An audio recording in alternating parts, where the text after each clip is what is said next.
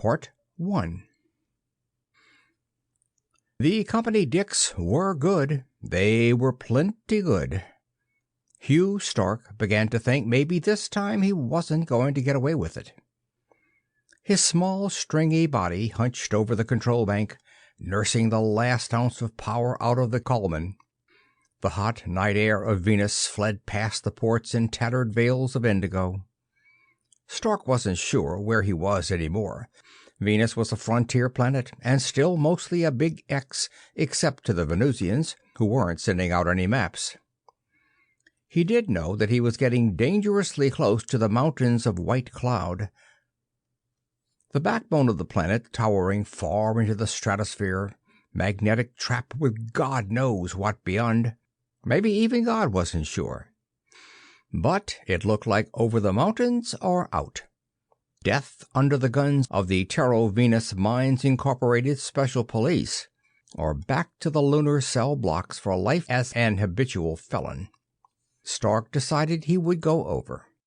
Whatever happened, he'd pulled off the biggest lone wolf caper in history. The TV Mines payroll ship for close to 1,000,000 credits. He cuddled the metal strong box between his feet and grinned. It would be a long time before anybody equaled that. His mass indicators began to jitter. Vaguely a dim purple shadow in the sky ahead. The mountains of white cloud stood like a wall against him. Stark checked the positions of the pursuing ships.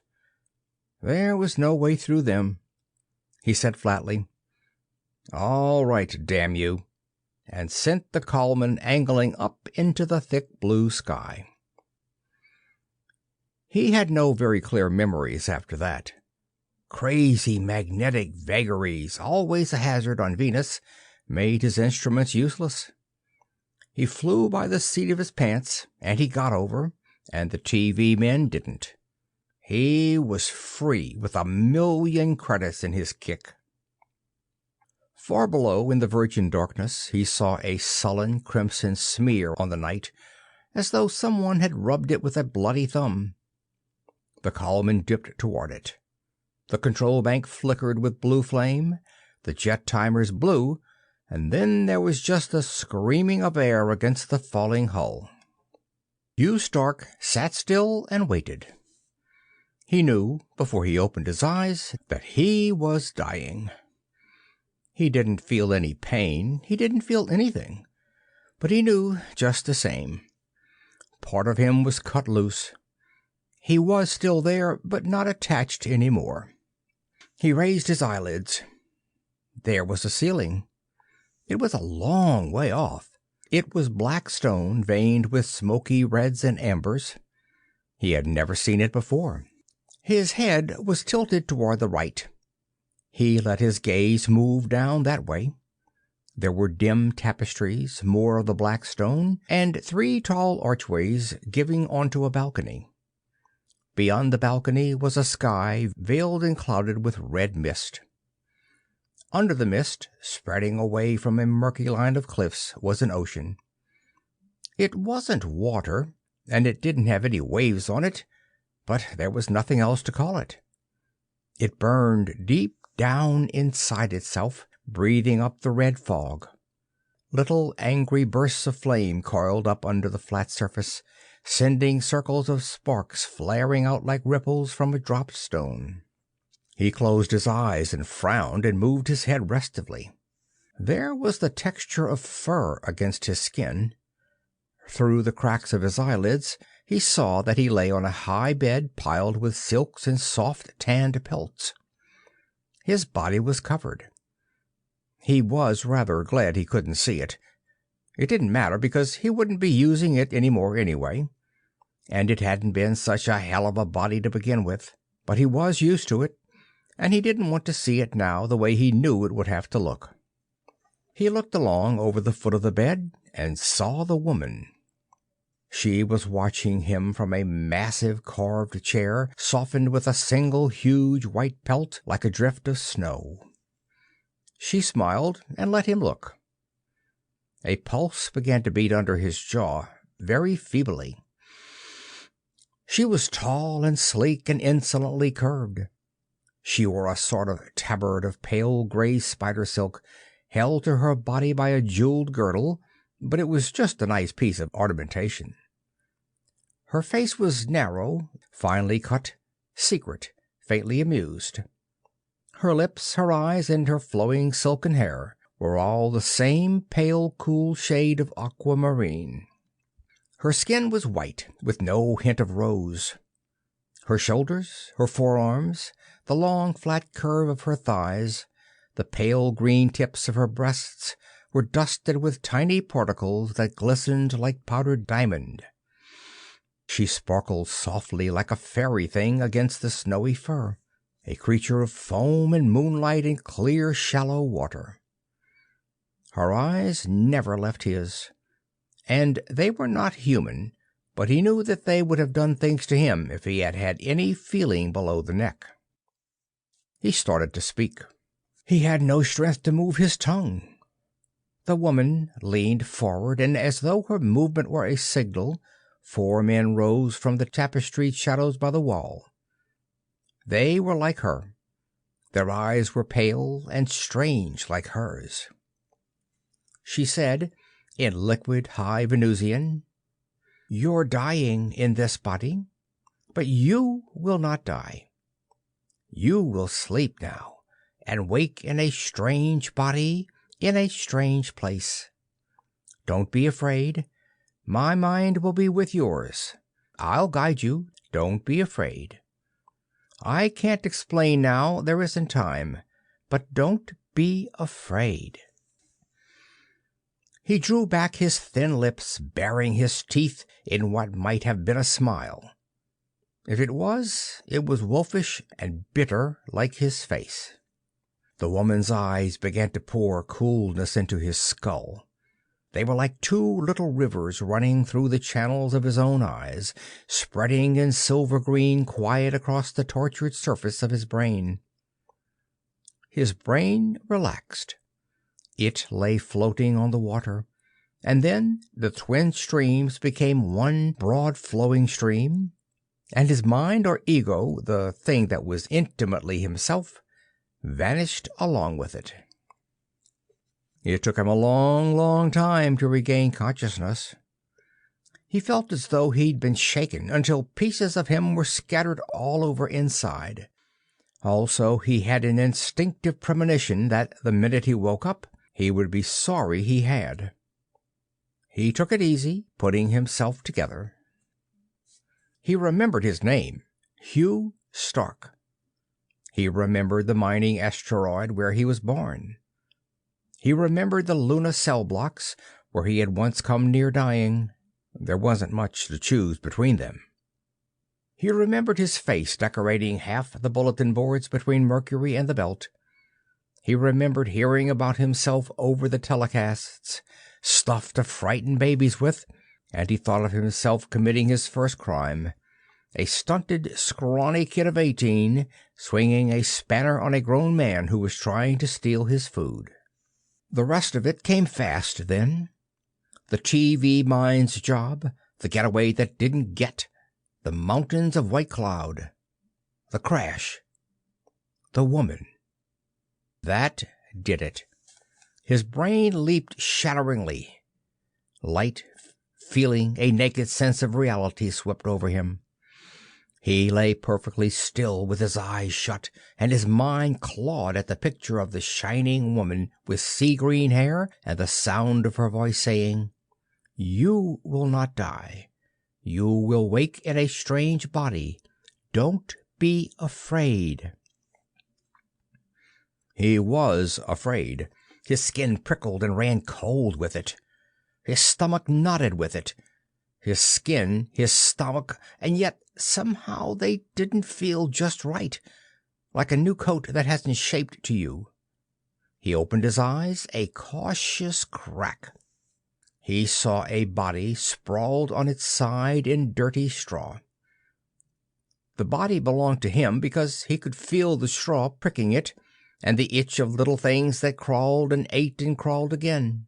It was a powerful body, rangy and flat-muscled, much bigger than his old one. It had obviously not been starved the first 20-some years of its life. It was stark naked.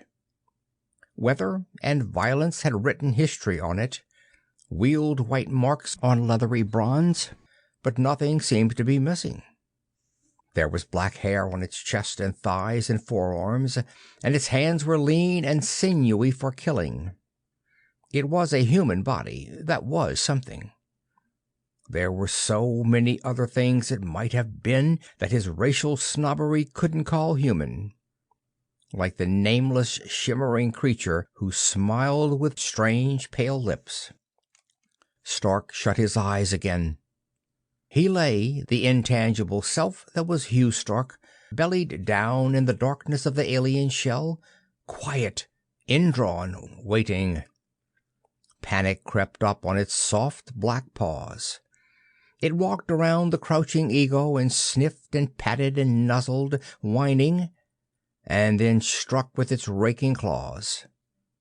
After a while, it went away, empty. The lips that were now Stark's lips twitched in a thin, cruel smile. He had done 6 months once in the Luna solitary crypts. If a man could do that and come out sane and on his own 2 feet, he could stand anything, even this. It came to him then, rather deflatingly, that the woman and her 4 companions had probably softened the shock by hypnotic suggestion. His subconscious understood and accepted the change. It was only his conscious mind that was superficially scared to death. Hugh Stark cursed the woman with great thoroughness in 7 languages and some odd dialects. He became healthily enraged that any dame should play around with him like that. Then he thought, "What the hell? I'm alive, and it looks like I got the best of the trade-in." He opened his eyes again secretly on his new world. He lay at one end of a square stone hall, good-sized, with 2 straight lines of pillars cut from some dark Venusian wood. There were long, crude benches and tables. Fires had been burning on round brick hearths spaced between the pillars. There were embers now. The smoke climbed up, tarnishing the gold and bronze of shields hung on the walls and pediments, dulling the blades of long swords, the spears, the tapestries and hides and trophies. It was very quiet in the hall. Somewhere outside of it there was fighting going on. Heavy, vicious fighting. The noise of it didn't touch the silence except to make it deeper. There were 2 men besides Stark in the hall. They were close to him, on a low dais. One of them sat in a carved high seat, not moving, his big scarred hands flat on the table in front of him. The other crouched on the floor by his feet. His head was bent forward, so that his mop of lint-white hair hid his face and the harp between his thighs. He was a little man, a swamp edger from his albino coloring. Stark looked back at the man in the chair. The man spoke harshly. "Why doesn't she send word?" The harp gave out a sudden bitter chord. That was all. Stark hardly noticed. His whole attention was drawn to the speaker. His heart began to pound. His muscles coiled and lay ready. There was a bitter taste in his mouth. He recognized it. It was hate. He had never seen the man before, but his hands twitched with the urge to kill. He was big, nearly 7 feet, and muscled like a draft horse. But his body, naked above a gold-bossed leather hilt, was lithe and quick as a greyhound in spite of its weight. His face was square, strong-boned, weathered and still young.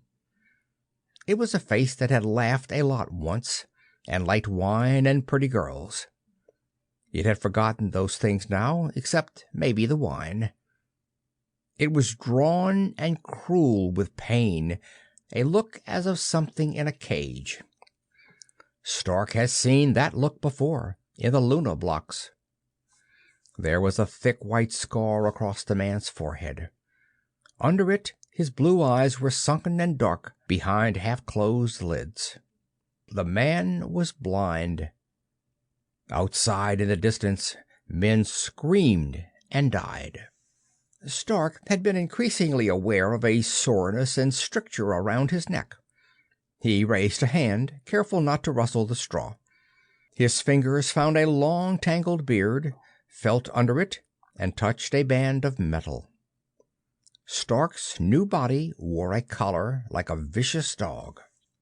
There was a chain attached to the collar. Stark couldn't find any fastening. The business had been welded on for keeps. His body didn't seem to have liked it much. The neck was galled and chafed. The blood began to crawl up hot into Stark's head. He'd worn chains before. He didn't like them, especially around the neck. A door opened suddenly at the far end of the hall. Fog and red daylight spilled in across the black stone floor. A man came in. He was big, half-naked, blond, and bloody. His long blade trailed harshly on the flags. His chest was laid open to the bone, and he held the wound together with his free hand. "Word from Beodog," he said. "They've driven us back into the city, but so far we're holding the gate." No one spoke. The little man nodded his white head. The man with the slashed chest turned and went out again, closing the door. A peculiar change came over Stark at the mention of the name Beodog.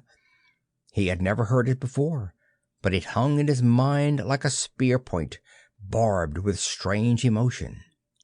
He couldn't identify the feeling, but it brushed the blind man aside. The hot, simple hatred cooled. Stark relaxed in a sort of icy quiet, deceptively calm as a sleeping cobra. He didn't question this. He waited for Beodog. The blind man struck his hands down suddenly on the table and stood up. "Romna," he said, "give me my sword." The little man looked at him. He had milk-blue eyes and a face like a friendly bulldog. He said, "Don't be a fool, Faulan." Faulan said softly, "Damn you, give me my sword." Men were dying outside the hall, and not dying silently. Faulan's skin was greasy with sweat. He made a sudden, darting grab toward Romna. Romna dodged him. There were tears in his pale eyes. He said brutally, "You'd only be in the way. Sit down." "I can find the point," Faulan said, "to fall on it." Romna's voice went up to a harsh scream. Shut up, and sit down." Faulan caught the edge of the table and bent over it. He shivered and closed his eyes, and the tears ran out hot under the lids. The bard turned away, and his harp cried out like a woman. Faulan drew a long, sighing breath. He straightened slowly, came round the carved high seat, and walked steadily toward Stark. "You're very quiet, Conan," he said. "What's the matter? You ought to be happy, Conan. You ought to laugh and rattle your chain. You're going to get what you wanted. Are you sad because you haven't any mind any more to understand that with?" He stopped and felt with one sandaled foot across the straw until he touched Stark's thigh. Stark lay motionless. "Conan," said the blind man gently, pressing Stark's belly with his foot. "Conan the dog, the betrayer, the butcher, the knife in the back. Remember what you did at Falga, Conan? No, you don't remember now. I've been a little rough with you, and you don't remember any more. But I remember, Conan. As long as I live in darkness, I'll remember." Romna stroked the harp strings, and they wept, savage tears for strong men dead of treachery. Low music, distant but not soft. Faulan began to tremble, a shallow animal twitching of the muscles. The flesh of his face was drawn, iron shaping under the hammer. Quite suddenly He went down on his knees. His hands struck Stark's shoulders, slid inward to the throat, and locked there. Outside, the sound of fighting had died away. Stark moved very quickly, as though he had seen it and knew it was there. His hand swept out and gathered in the slack of the heavy chain and swung it. It started out to be a killing blow. Stark wanted with all his heart to beat Faulan's brains out, but at the last second he pulled it, slapping the big man with exquisite judgment across the back of the head. Faulan grunted and fell sideways, and by that time Romna had come up. He had dropped his harp and drawn a knife. His eyes were startled. Stark sprang up. He backed off, swinging the slack of the chain warningly. His new body moved magnificently. Outside, everything was fine, but inside, his psychoneural setup had exploded into civil war. He was furious with himself for not having killed Faulan. He was furious with himself for losing control enough to want to kill a man without reason. He hated Faulan. He did not hate Faulan because he didn't know him well enough. Stark's trained, calculating, unemotional brain was at grips with a tidal wave of baseless emotion. He hadn't realized it was baseless until his mental monitor, conditioned through years of bitter control, had stopped him from killing. Now he remembered the woman's voice saying, "My mind will be with yours. I'll guide you." Cat's paw, huh? Just a hired hand, paid off with a new body in return for 2 lives. Yeah, 2. This Beodog, whoever he was. Stark knew now what that cold alien emotion had been leading up to. "Hold it," said Stark hoarsely. "Hold everything." Cat's paw. You green-eyed she-devil. You picked the wrong guy this time. Just for a fleeting instant he saw her again, leaning forward with her hair like running water across the soft foam sparkle of her shoulders. Her sea-pale eyes were full of mocking laughter and a direct provocative admiration. Stark heard her quite plainly. "You may not have any choice, Hugh Stark. They know Conan, even if you don't. Besides, it's of no great importance. The end will be the same for them. It's just a matter of time. You can save your new body or not, as you wish." She smiled. "I'd like it if you did. It's a good body. I knew it before Conan's mind broke and left it empty." A sudden thought came to Stark. "My box, the 1,000,000 credits." "Come and get them." She was gone. Stark's mind was clear, with no alien will tramping around in it. Faulan crouched on the floor, holding his head. He said, "Who spoke?" Romna, the bard, stood staring. His lips moved, but no sound came out. Stark said, "I spoke. Me, Hugh Stark. I'm not Conan, and I never heard of Falga, and I'll brain the first guy that comes near me." Faulan stayed motionless, his face blank, his breath sobbing in his throat. Romna began to curse, very softly, not as though he were thinking about it. Stark watched them. Down the hall the doors burst open.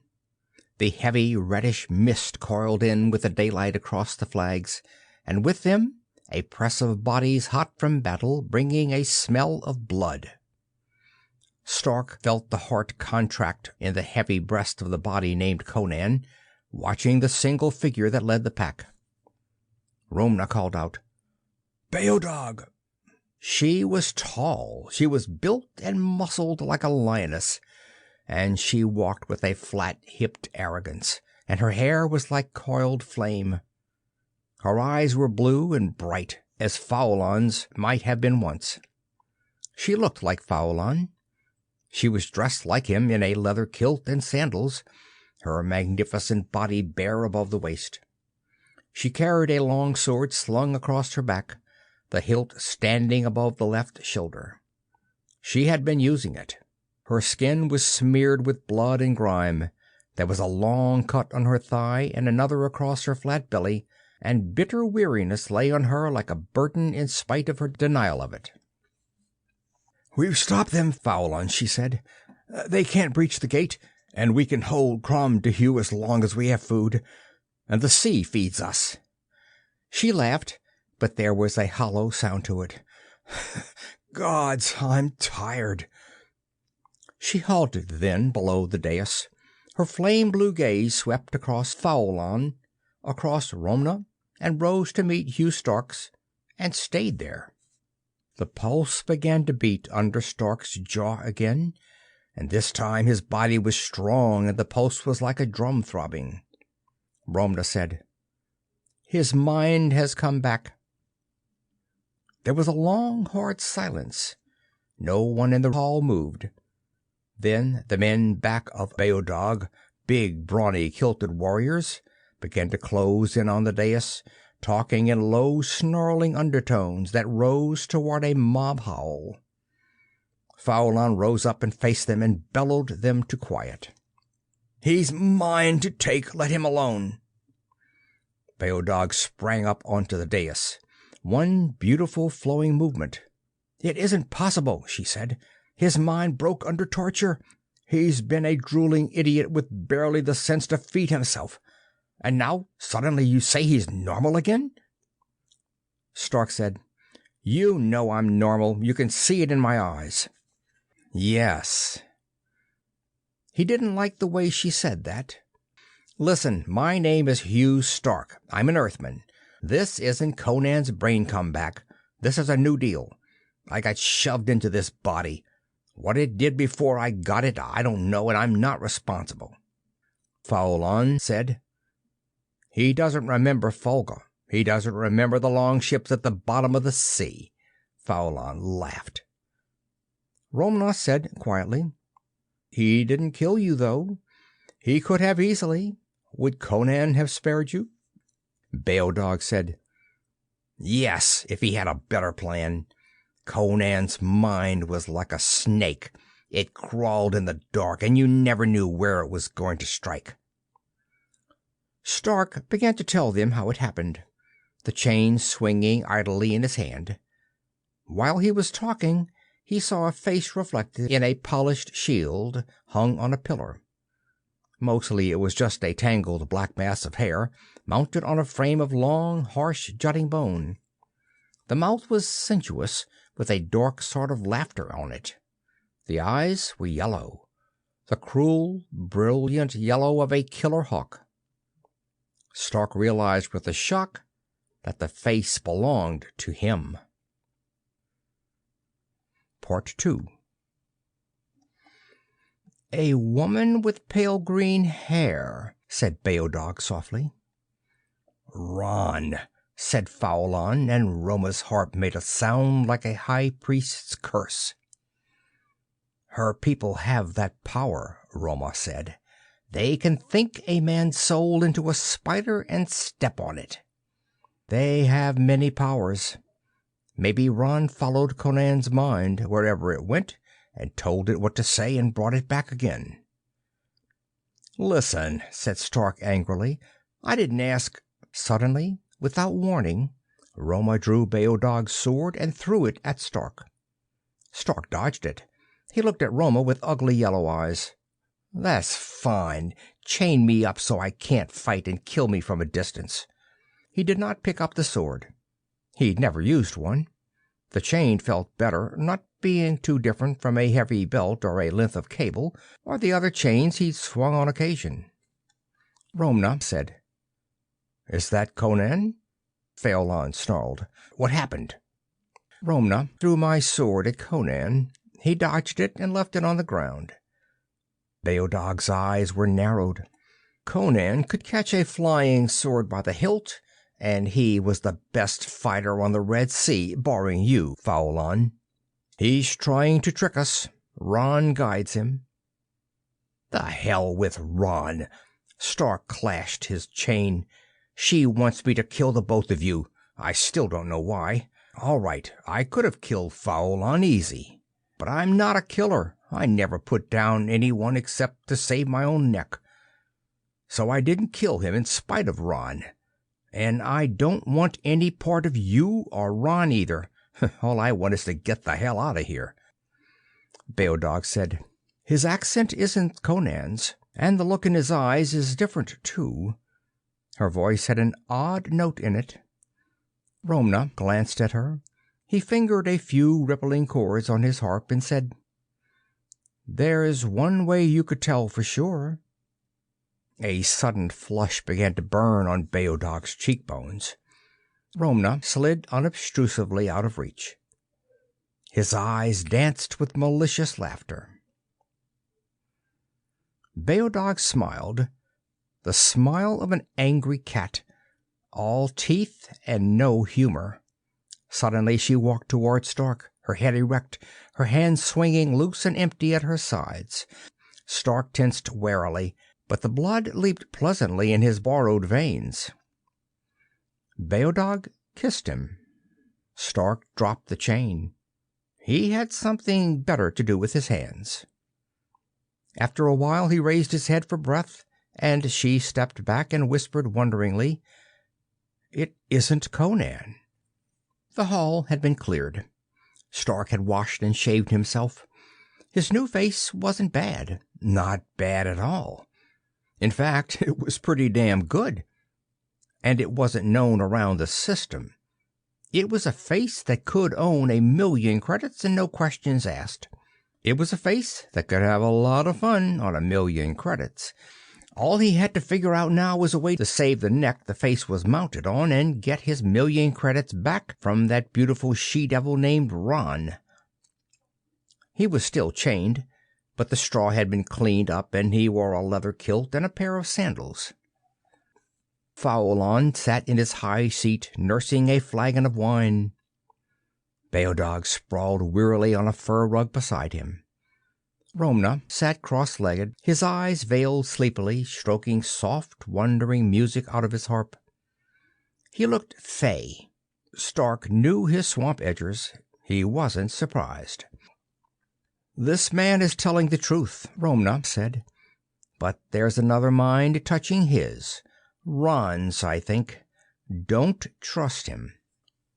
Fauelon growled, "I wouldn't trust a god in Conan's body." Stark said, "What's the setup? All the fighting out there, and this Ron dame trying to plant a killer on the inside. And what happened at Folga? Never heard of this whole damn ocean, let alone a place called Folga." The bard swept his hand across the strings. "I'll tell you, you Stark, and maybe you won't want to stay in that body any longer." Stark grinned. He glanced at Beodog. She was watching him with a queer intensity from under lowered lids. Stark's grin changed. He began to sweat. Get rid of this body, hell!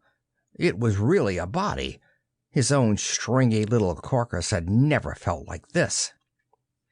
The bard said, "In the beginning, in the Red Sea, was a race of people having still their fins and scales.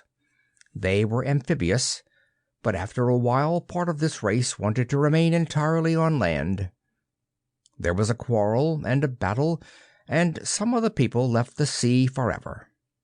They settled along the shore. They lost their fins and most of their scales. They had great mental powers, and they loved ruling.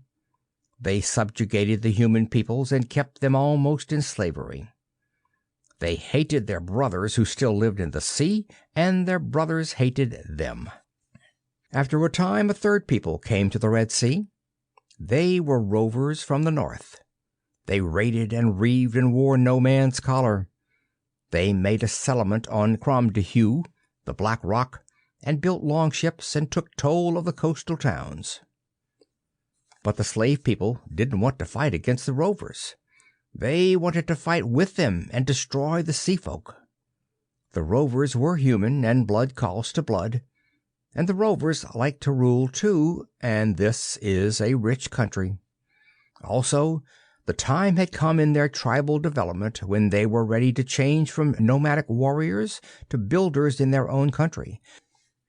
So the rovers and the sea folk and the slave people who are caught between the two of them began their struggle for the land. The bard's fingers thrummed against the strings so that they beat like angry hearts. Stark saw that Beodog was still watching him, weighing every change of expression on his face. Romna went on. There was a woman named Ron, who had green hair and great beauty, and ruled the sea folk. There was a man called Faulan of the ships, and his sister Beodog, which means dagger in the sheath, and they too ruled the outland rovers. And there was a man called Conan. The harp crashed out like a sword blade striking. Conan was a great fighter and a great lover. He was next under Faulan of the ships, and Beodog loved him, and they were plighted. Then Conan was taken prisoner by the sea folk during a skirmish, and Ron saw him, and Conan saw Ron. Hugh Stark had a fleeting memory of Ron's face smiling, and her low voice saying, "It's a good body. I knew it before." Beodog's eyes were two stones of blue vitriol under her narrow lids. Conan stayed a long time at Falga with Ron of the Red Sea. Then he came back to Crom Duhu and said that he had escaped and had discovered a way to take the long ships into the harbor of Falga at the back of Ron's fleet, and from there it would be easy to take the city, and Ron with it. And Conan and Beodog were married. Stark's yellow hawk eyes slid over Beodog, sprawled like a young lioness in power and beauty. A muscle began to twitch under his cheekbone. Beodog flushed, a slow, deep color. Her gaze did not waver. So the long ships went out from Crom Duhu across the Red Sea, and Conan led them into a trap at Falga, and more than half of them were sunk. Conan thought his ship was free, that he had Ron and all she'd promised him, but Faulan saw what had happened and went after him. They fought, and Conan laid his sword across Faulan's brow and blinded him. But Conan lost the fight. Beodog brought them home. Conan was chained naked in the marketplace. The people were careful not to kill him. From time to time other things were done to him. After a while his mind broke, and Faulan had him chained here in the hall, where he could hear him babble and play with his chain. It made the darkness easier to bear. But since Falga, things have gone badly from Crom Duhu. Too many men were lost, too many ships. Now Ron's people have us bottled up here. They can't break in, we can't break out. And so we stay until—" The harp cried out a bitter question and was still. After a minute or two, Stark said slowly, "Yeah, I get it. Stalemate for both of you. And Ron figured if I could kill off the leaders, your people might give up." He began to curse. What a lousy, dirty, sneaking trick! And who told her she could use me? He paused. After all, he'd be dead now. After all, a new body and a cool 1,000,000 credits. The hell with Ron. He hadn't asked her to do it, and he was nobody's hired killer. Where did she get off sneaking around his mind, trying to make him do things he didn't even know about? Especially to someone like Beodog. Still, Ron herself was nobody's crud. And just where was Hugh Stark supposed to cut in on this deal? Cut was right. Probably with a longsword right through the belly. Swell spot he was in, and a good 3 strikes on him already. He was beginning to wish he'd never seen the TV Mines payroll ship, because then he might never have seen the mountains of White Cloud. He said, because everybody seemed to be waiting for him to say something, "Usually, when there's a deadlock like this, somebody calls in a third party. Isn't there somebody you can yell for? Fauelon shook his rough red head. The slave people might rise, but they haven't arms and they're not used to fighting. They'd only get massacred and it wouldn't help us any. What about those other, people that live in the sea? And just what is that sea, anyhow? Some radiation from it wrecked my ship and got me into this bloody mess. Beodog said lazily, I don't know what it is. The seas our forefathers sailed on were water, but this is different. It will float a ship if you know how to build a hull, very thin, of a white metal we mine from the foothills. But when you swim in it, it's like being in a cloud of bubbles. It tingles, and the farther down you go in it, the stranger it gets, dark and full of fire. I stay down for hours sometimes, hunting the beasts that live there. Stark said, For hours? You have diving suits, then? What are they? Stark told her. She shook her head, laughing. Why weigh yourself down that way? There's no trouble to breathe in this ocean. For cripe's sake, said Stark.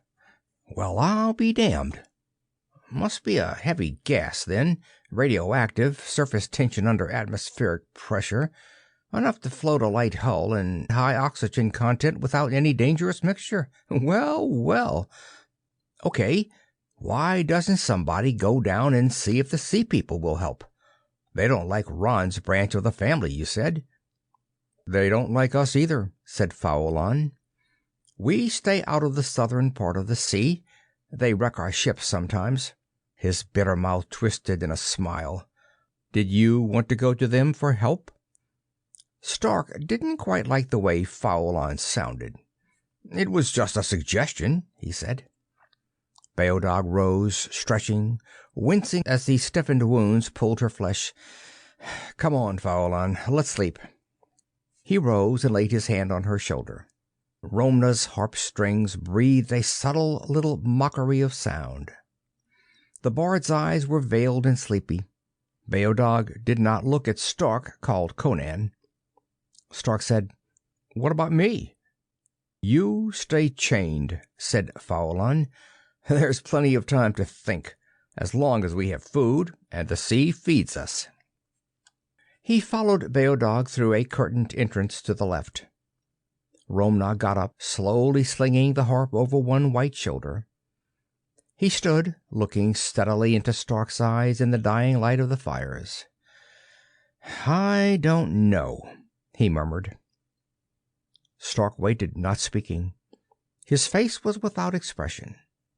Conan we knew. Stark we don't know. Perhaps it would have been better if Conan had come back. He ran his thumb absently over the hilt of the knife in his girdle. I don't know. Perhaps it would have been better for all of us if I'd cut your throat before Beodog came in. Stark's mouth twitched. It was not exactly a smile. You see, said the bard seriously, to you, from outside, none of this is important except as it touches you. But we live in this little world. We die in it. To us, it's important. The knife was in his hand now. It leaped up glittering into the dregs of the firelight and fell and leaped again. You fight for yourself, Hugh Stark. Ron also fights through you. I don't know. Stark's gaze did not waver. Romna shrugged and put away the knife. It is written of the gods, he said, sighing. I hope they haven't done a bad job of the writing. He went out. Stark began to shiver slightly. It was completely quiet in the hall. He examined his collar, the rivets, every separate link of the chain, the staple to which it was fixed.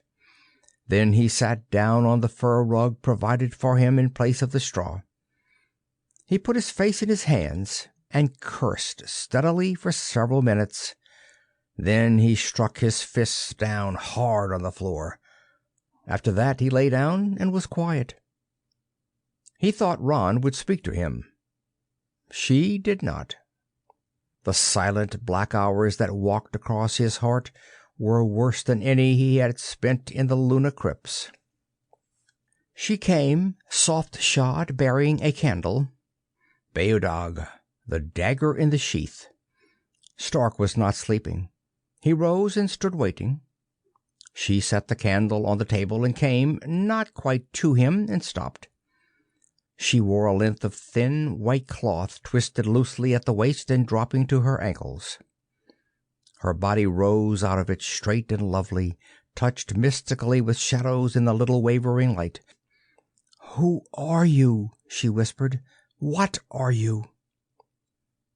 "A man, not Conan. Maybe not Hugh Stark any more. Just a man.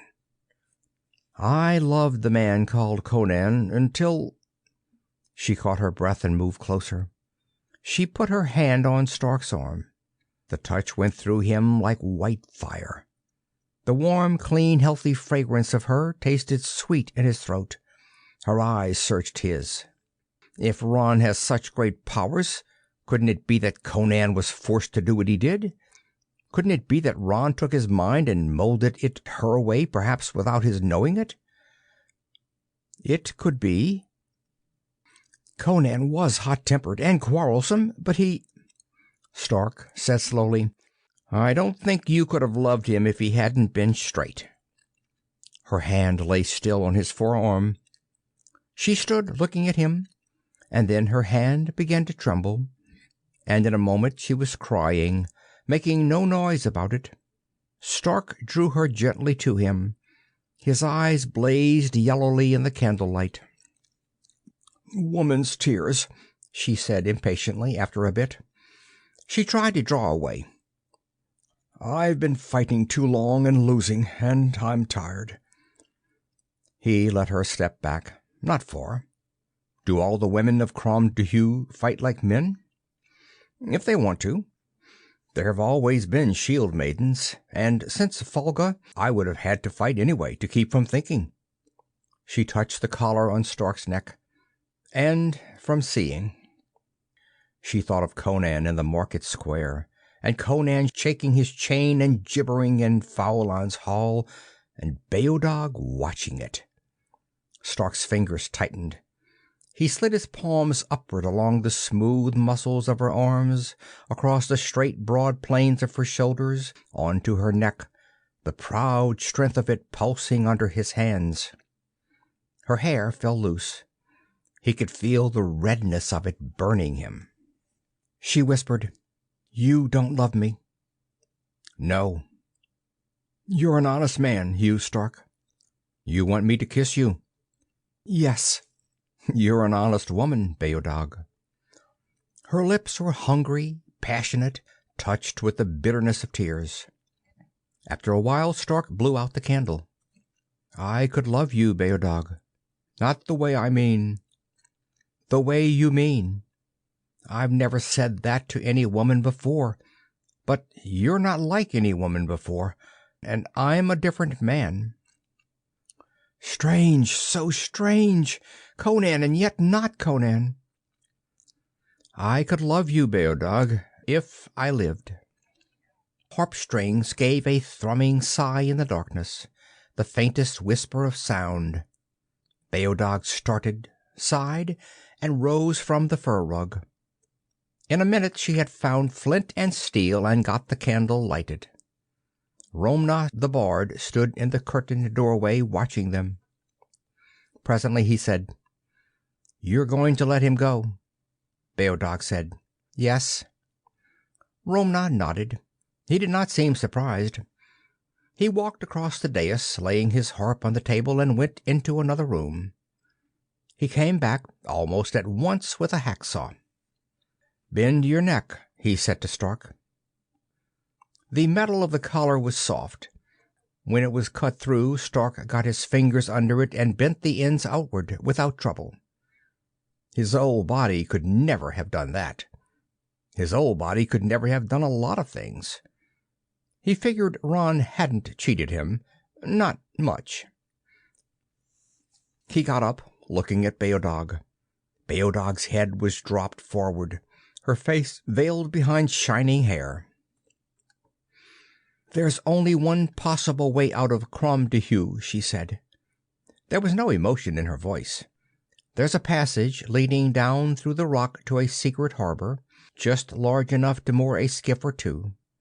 Perhaps with the night and the fog you can slip through Ran's blockade. Or you can go aboard one of her ships for Falga." She picked up the candle. "I'll take you down." "Wait," Stark said. "What about you?" She glanced at him, surprised. "I'll stay, of course." He looked into her eyes. "It's going to be hard to know each other that way." "You can't stay here, Hugh Stark. The people would tear you to pieces the moment you went into the street. They may even storm the hall to take you. Look here." She set the candle down and led him to a narrow window, drawing back the hide that covered it. Stark saw narrow, twisting streets dropping steeply toward the sullen sea. The longships were broken and sunk in the harbor. Out beyond, riding lights flickering in the red fog, were other ships, Ran's ships. "Over there," said Beodog, "is the mainland. Crom Dehuë is connected to it by a tongue of rock. The sea folk hold the land beyond it, but we can hold the rock bridge as long as we live. We have enough water, enough food from the sea. But there's no soil nor game on Crom Dehuë. We'll be naked after a while, without leather or flax. And we'll have scurvy without grain and fruit. We're beaten unless the gods send us a miracle. And we're beaten because of what was done at Falga. You can see how the people feel." Stark looked at the dark streets and the silent houses leaning on each other's shoulders, and the mocking lights out in the fog. "Yeah," he said, "I can see. Besides, there's Faulan. I don't know whether he believes your story. I don't know whether it would matter." Stark nodded. "But you won't come with me?" She turned away sharply and picked up the candle again. "Are you coming, Romna?" The bard nodded.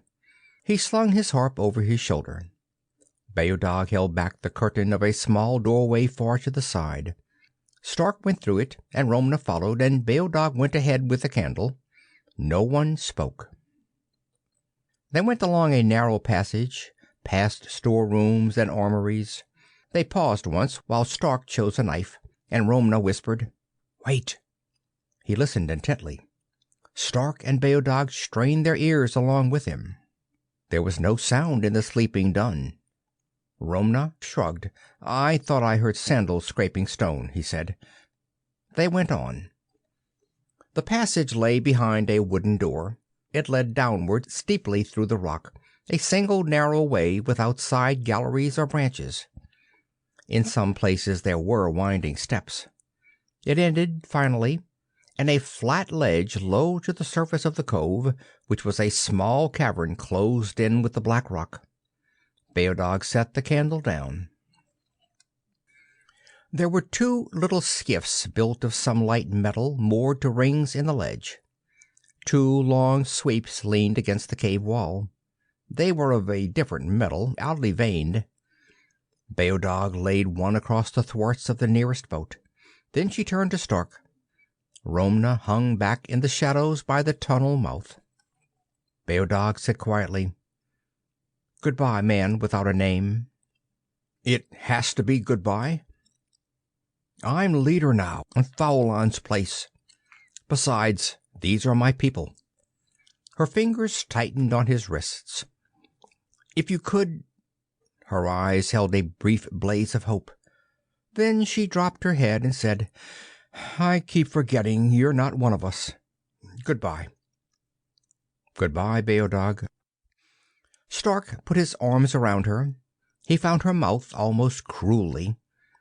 Her arms were tight about him, her eyes half closed and dreaming. Stark's hands slipped upward, toward her throat, and locked on it. She bent back, her body like a steel bow. Her eyes got fire in them, looking into Stark's, but only for a moment. His fingers pressed expertly on the nerve centers. Beodog's head fell forward limply, and then Romna was on Stark's back and his knife was pricking Stark's throat. Stark caught his wrist and turned the blade away. Blood ran onto his chest, but the cut was not into the artery. He threw himself backward onto the stone. Romna couldn't get clear in time. The breath went out of him in a rushing gasp. He didn't let go of the knife. Stark rolled over. The little man didn't have a chance with him. He was tough and quick, but Stark's sheer size smothered him. Stark could remember when Romna would not have seemed small to him. He hit the bard's jaw with his fist. Romna's head cracked hard against the stone. He let go of the knife. He seemed to be through fighting. Stark got up. He was sweating, breathing heavily, not because of his exertion. His mouth was glistening and eager, like a dog's. His muscles twitched. His belly was hot and knotted with excitement. His yellow eyes had a strange look. He went back to Beodog. She lay on the black rock on her back. Candlelight ran pale gold across her brown skin, skirting the sharp, strong hollows between her breasts and under the arching rim of her rib case. Stark knelt across her body, his weight pressed down against her harsh breathing. He stared at her. Sweat stood out on his face. He took her throat between his hands again. He watched the blood grow dark in her cheeks. He watched the veins coil on her forehead. He watched the redness blacken in her lips. She fought a little, very vaguely, like someone moving in a dream. Stark breathed hoarsely, animal-like, through an open mouth. Then, gradually, his body became rigid. His hands froze, not releasing pressure, but not adding any. His yellow eyes widened. It was as though he were trying to see Beodog's face, and it was hidden in dense clouds. Back of him, back in the tunnel, was the soft, faint whisper of sandals on uneven rock. Sandals walking slowly. Stark did not hear. Beodog's face glimmered deep in a heavy mist below him, a blasphemy of a face, distorted, blackened. Stark's hands began to open. They opened slowly. Muscles stood like coiled ropes in his arms and shoulders, as though he moved them against heavy weights. His lips peeled back from his teeth. He bent his neck, and sweat dropped from his face and glittered on Beodog's breast. Stark was now barely touching Beodog's neck. She began to breathe again, painfully. Stark began to laugh. It was not nice laughter. "Ron," he whispered. "Ron, you she-devil." He half fell away from Beodog and stood up, holding himself against the wall. He was shaking violently. "I wouldn't use your hate for killing, so you tried to use my passion." He cursed her in a flat, sibilant whisper. He had never in his profane life really cursed anyone before. He heard an echo of laughter dancing in his brain. Stark turned. Faulan of the ship stood in the tunnel mouth. His head was bent, listening, his blind dark eyes fixed on Stark as though he saw him. Part 3. Faulan said softly, "I hear you, Stark. I hear the other breathing, but they don't speak." "They're all right. I didn't mean to do—" Faulan smiled. He stepped out on the narrow ledge. He knew where he was going, and his smile was not pleasant. "I heard your steps in the passage beyond my room. I knew Beodog was leading you, and where and why. I would have been here sooner, but it's a slow way in the dark." The candle lay in his path. He felt the heat of it close to his leg, and stopped and felt for it, and ground it out. It was dark then, very dark, except for a faint smudgy glow from the scrap of ocean that lay along the cave floor. "It doesn't matter," Faulan said, "as long as I came in time." Stark shifted his weight warily. "Faulan, I wanted you alone.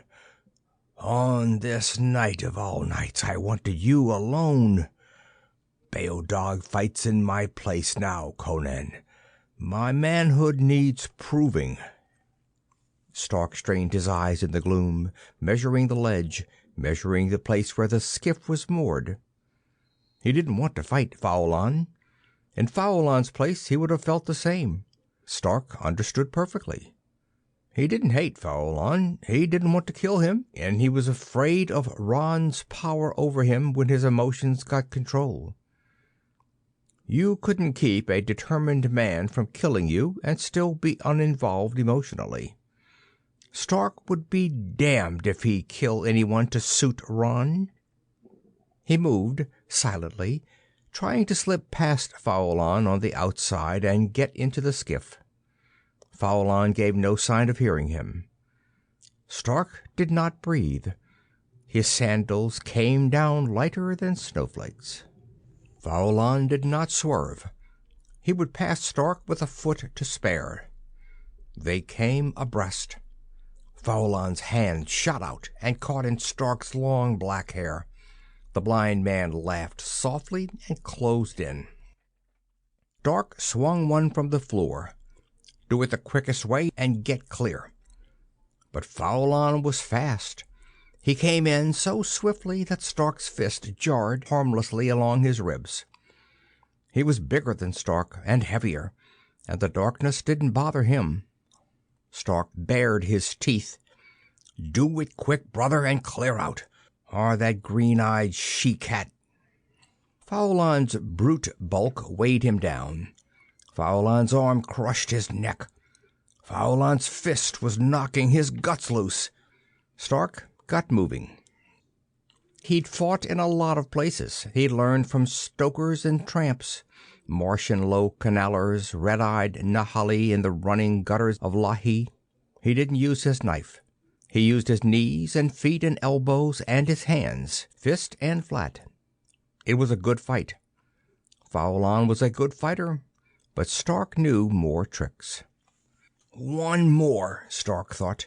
One more and he's out. He drew back for it, and his heel struck Romna lying on the rock. He staggered, and Faulan caught him a clean, swinging blow. Stark fell backward against the cave wall. His head cracked the rock. Light flooded crimson across his brain and then paled and grew cooler, a wash of clear silver green like water. He sank under it. He was tired, desperately tired. His head ached. He wanted to rest, but he could feel that he was sitting up, doing something that had to be done. He opened his eyes. He sat in the stern of a skiff. The long sweep was laid into its crutch, held like a tiller bar against his body. The blade of the sweep trailed astern in the Red Sea, and where the metal touched there was a spurt of silver fire and a swirling of brilliant motes. The skiff moved rapidly through the sullen fog, through a mist of blood in the hot Venusian night. Beodog crouched in the bow, facing Stark. She was bound securely with strips of the white cloth she had worn.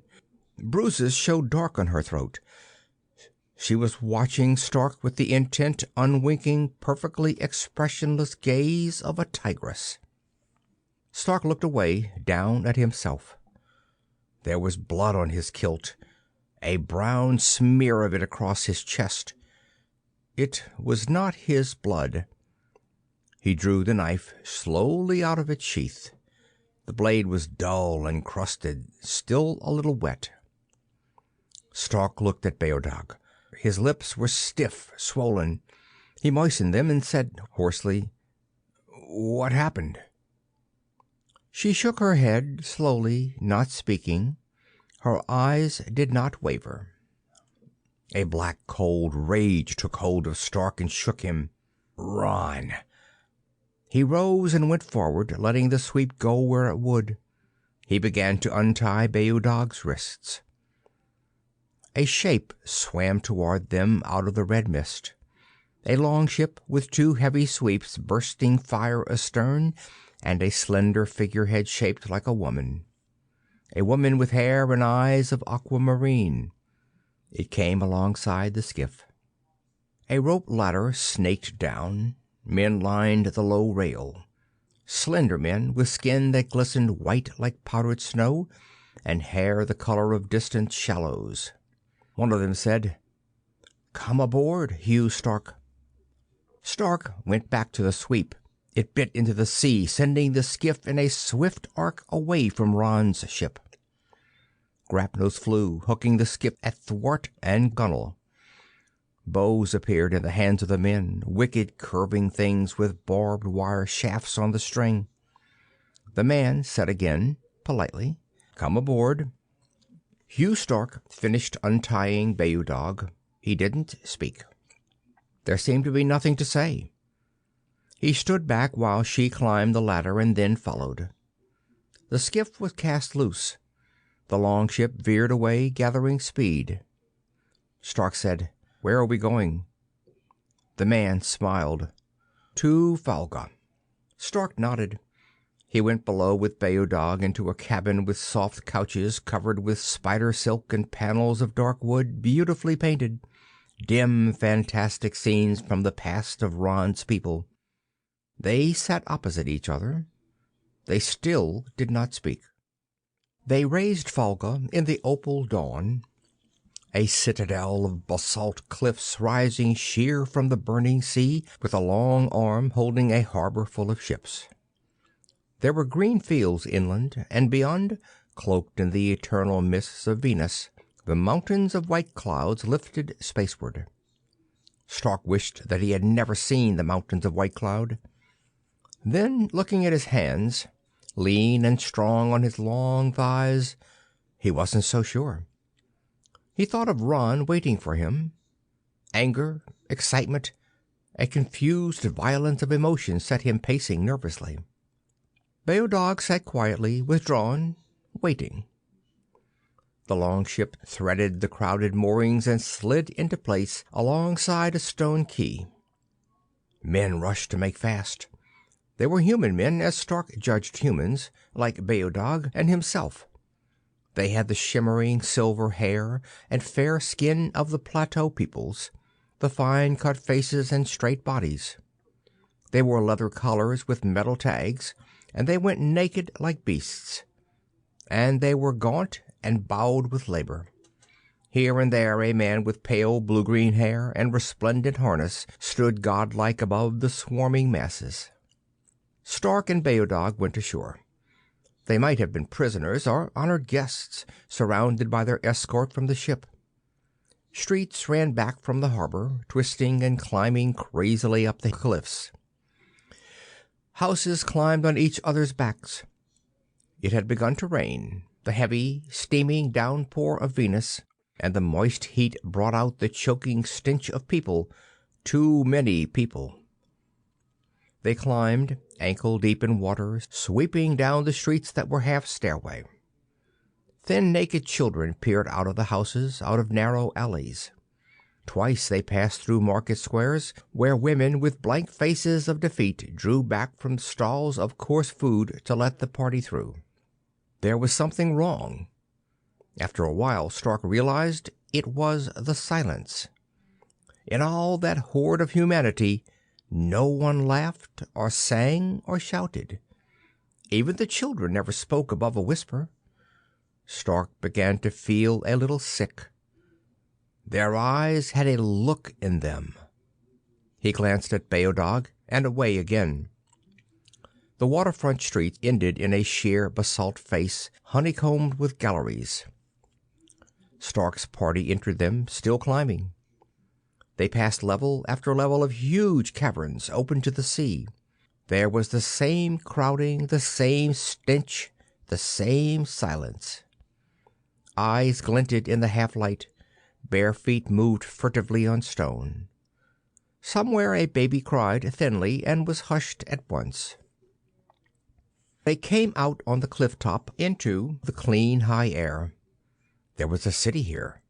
Broad streets lined with trees, low rambling villas of the black rock set in walled gardens, drowned in brilliant vines and giant ferns and flowers. Naked men and women worked in the gardens, or hauled carts of rubbish through the alleys, or hurried on errands, slipping furtively across the main streets where they intersected the Mews. The party turned away from the sea, heading toward an ebon palace that sat like a crown above the city. The steaming rain beat on Stark's bare body, and up here you could get the smell of the rain even through the heavy perfume of the flowers. You could smell Venus in the rain, musky and primitive and savagely alive, a fecund giantess with passion flowers in her outstretched hands. Stark set his feet down like a panther, and his eyes burned a smoky amber. They entered the palace of Ron. She received them in the same apartment where Stark had come to after the crash. Through a broad archway he could see the high bed where his old body had lain before the life went out of it. The Red Sea steamed under the rain outside, the rusty fog coiling languidly through the open arches of the gallery. Ron watched them lazily from a raised couch set massively into the wall. Her long, sparkling legs sprawled arrogantly across the black spider silk draperies. This time her tabard was a pale yellow. Her eyes were still the color of shoal water, still amused, still secret, still dangerous. Stark said, "So you made me do it after all." "And you're angry," she laughed, her teeth showing white and pointed as bone needles. Her gaze held Stark's. There was nothing casual about it. Stark's hawk eyes turned molten yellow, like hot gold, and did not waver. Beodog stood like a bronze spear, her forearms crossed beneath her bare, sharp breasts. Two of Ron's palace guards stood behind her. Stark began to walk toward Ron. She watched him come. She let him get close enough to reach out and touch her, and then she said slyly, "It's a good body, isn't it?" Stark looked at her for a moment. Then he laughed. He threw back his head and roared, and struck the great corded muscles of his belly with his fist. Presently he looked straight into Ron's eyes and said, "I know you." She nodded. "We know each other. Sit down, Hugh Stark." She swung her long legs over to make room, half erect now, looking at Beodog. Stark sat down. He did not look at Beodog. Ron said, "Will your people surrender now?" Beodog did not move, not even her eyelids. "If Faulan is dead, yes." "And if he's not?" Beodog stiffened. Stark did too. "Then," said Beodog quietly, "they'll wait." "Until he is?" "Or until they must surrender." Ron nodded. To the guards she said, "See that this woman is well fed and well treated." Beodog and her escort had turned to go when Stark said, "Wait." The guards looked at Ron, who nodded, and glanced quizzically at Stark. Stark said, "Is Faulan dead?" Ron hesitated. Then she smiled. "No. You have the most damnably tough mind, Stark. You struck deep, but not deep enough. He may still die, but no, he's not dead." She turned to Beodog and said with easy mockery, "You needn't hold anger against Stark. I'm the one who should be angry."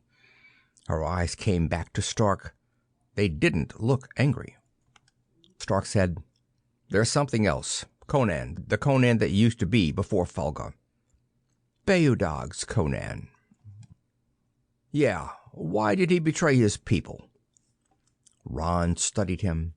Her strange pale lips curved, her sharp white teeth glistening wickedly with barbed humor. Then she turned to Beodog.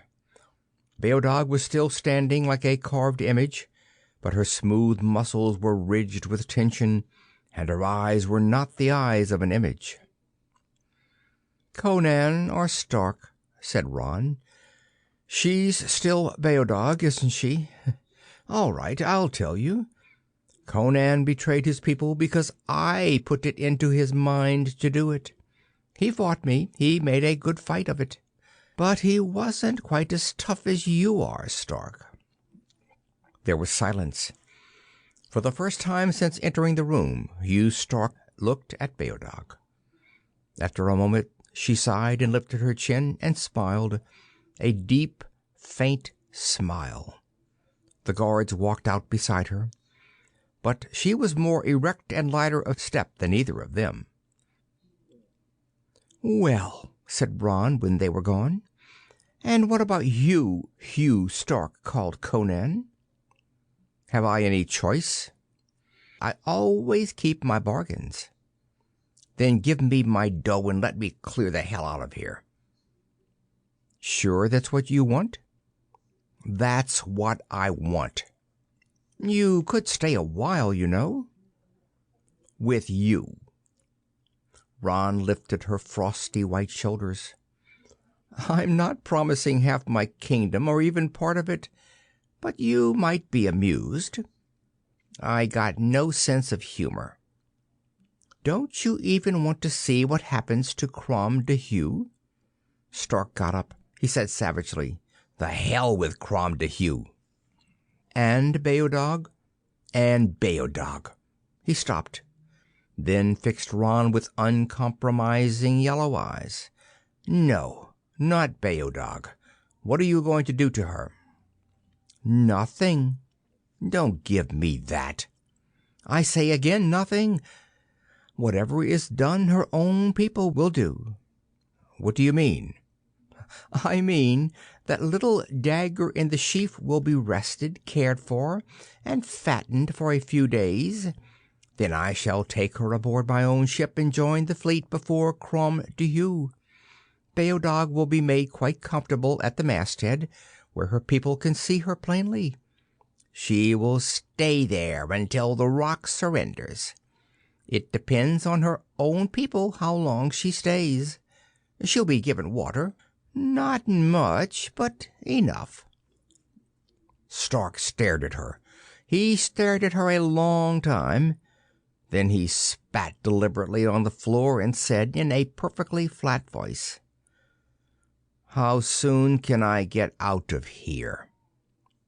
Ron laughed, a small, casual chuckle. "Humans," she said, "are so damned queer. I don't think I'll ever understand them." She reached out and struck a gong that stood in a carved frame beside the couch. The soft, deep, shimmering note had a sad quality of nostalgia. Ron lay back against the silken cushions and sighed. "Goodbye, Hugh Stark." A pause, then regretfully, "Goodbye, Conan." They had made good time along the rim of the Red Sea. One of Ron's galleys had taken them to the edge of the Southern Ocean and left them on a narrow shingle beach under the cliffs. From there they had climbed to the rim rock and gone on foot. Hugh Stark called Conan, and 4 of Ron's arrogant, shining men. They were supposed to be guide and escort. They were courteous, and they kept pace uncomplainingly, though Stark marched as though the devil were pricking his heels. But they were armed, and Stark was not. Sometimes, very faintly, Stark was aware of Ron's mind touching his with the velvet delicacy of a cat's paw. Sometimes he started out of his sleep with her image sharp in his mind, her lips touched with the mocking, secret smile. He didn't like that. He didn't like it at all.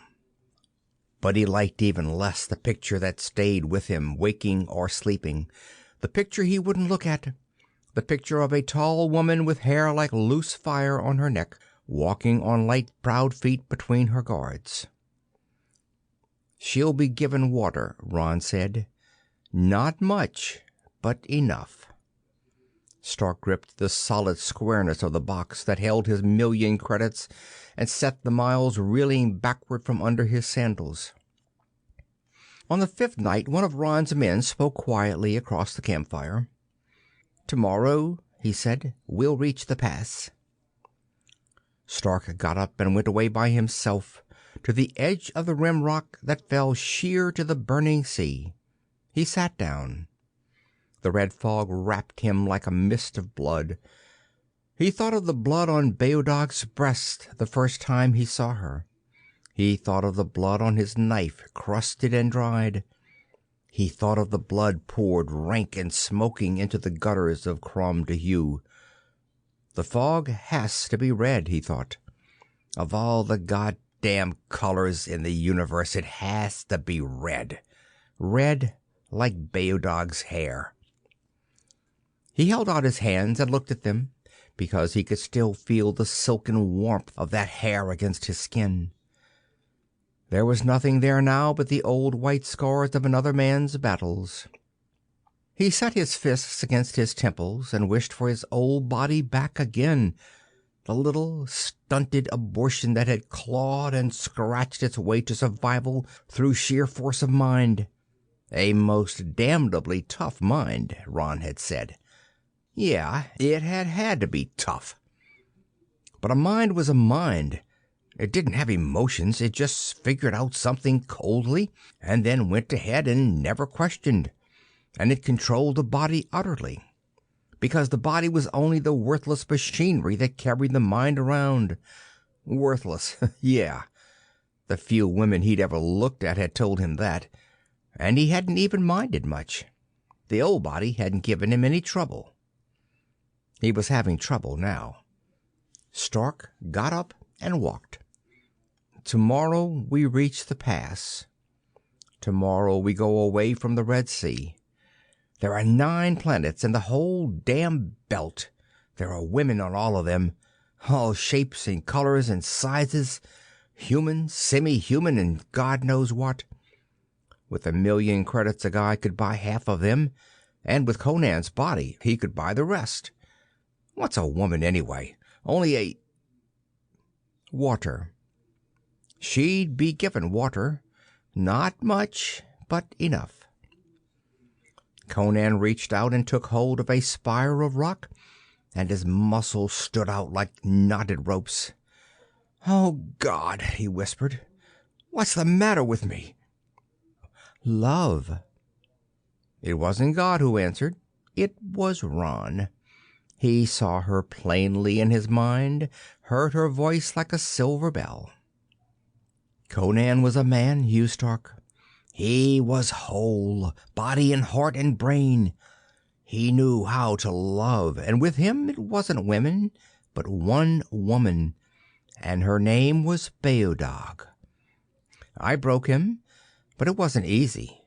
I can't break you. Stark stood for a long, long time. He did not move except that he trembled.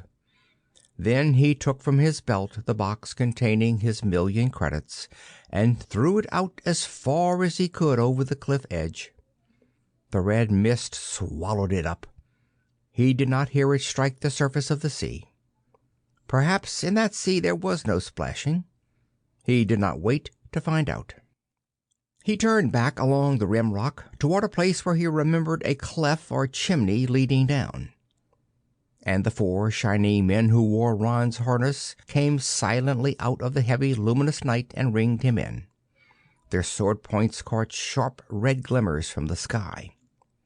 Stark had nothing on him but a kilt and sandals, and a cloak of tight-woven spider silk that shed the rain.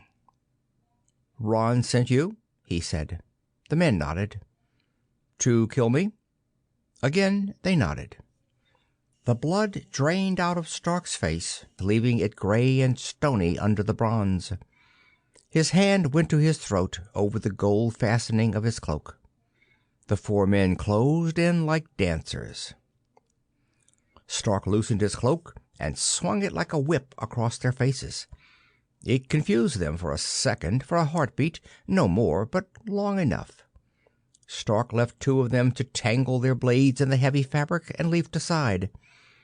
A sharp edge slipped and turned along his ribs, and then he had reached in low and caught a man around the ankles and used the thrashing body for a flail. The body was strangely light, as though the bones in it were no more than rigid membrane like a fish. If he had stayed to fight, they would have finished him in seconds. They were fighting men, and quick. But Stark didn't stay. He gained his moment's grace and used it.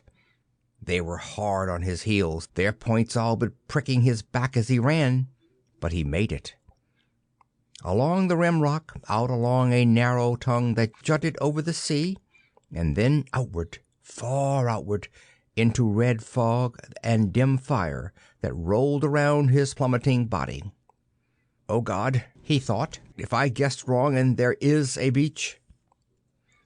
The breath tore out of his lungs. His ears cracked, went dead. He held his arms out beyond his head, the thumbs locked together, his neck braced forward against the terrific upward push. He struck the surface of the sea. There was no splash. Dim, coiling fire that drifted with infinite laziness around him, caressing his body with slow, tingling sparks. A feeling of lightness, as though his flesh had become one with the drifting fire. A sense of suffocation that had no basis in fact, and gave way gradually to a strange exhilaration. There was no shock of impact, no crushing pressure, merely a cushioning softness like dropping into a bed of compressed air. Stark felt himself turning end over end, pinwheel fashion, and then that stopped, so that he sank quietly and without haste to the bottom, or rather into the crystalline upper reaches of what seemed to be a forest. He could see it spreading away under the downward sloping floor of the ocean, into the vague red shadows of distance. Slender, fantastic trunks upholding a maze of delicate shining branches without leaves or fruit.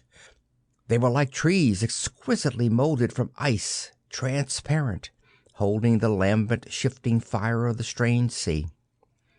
Stark didn't think that they were, or ever had been alive. More like coral, he thought, or some vagary of mineral deposit. Beautiful, though, like something you'd see in a dream. Beautiful, silent, and somehow deadly. He couldn't explain that feeling of deadliness. Nothing moved in the red drifts between the trunks.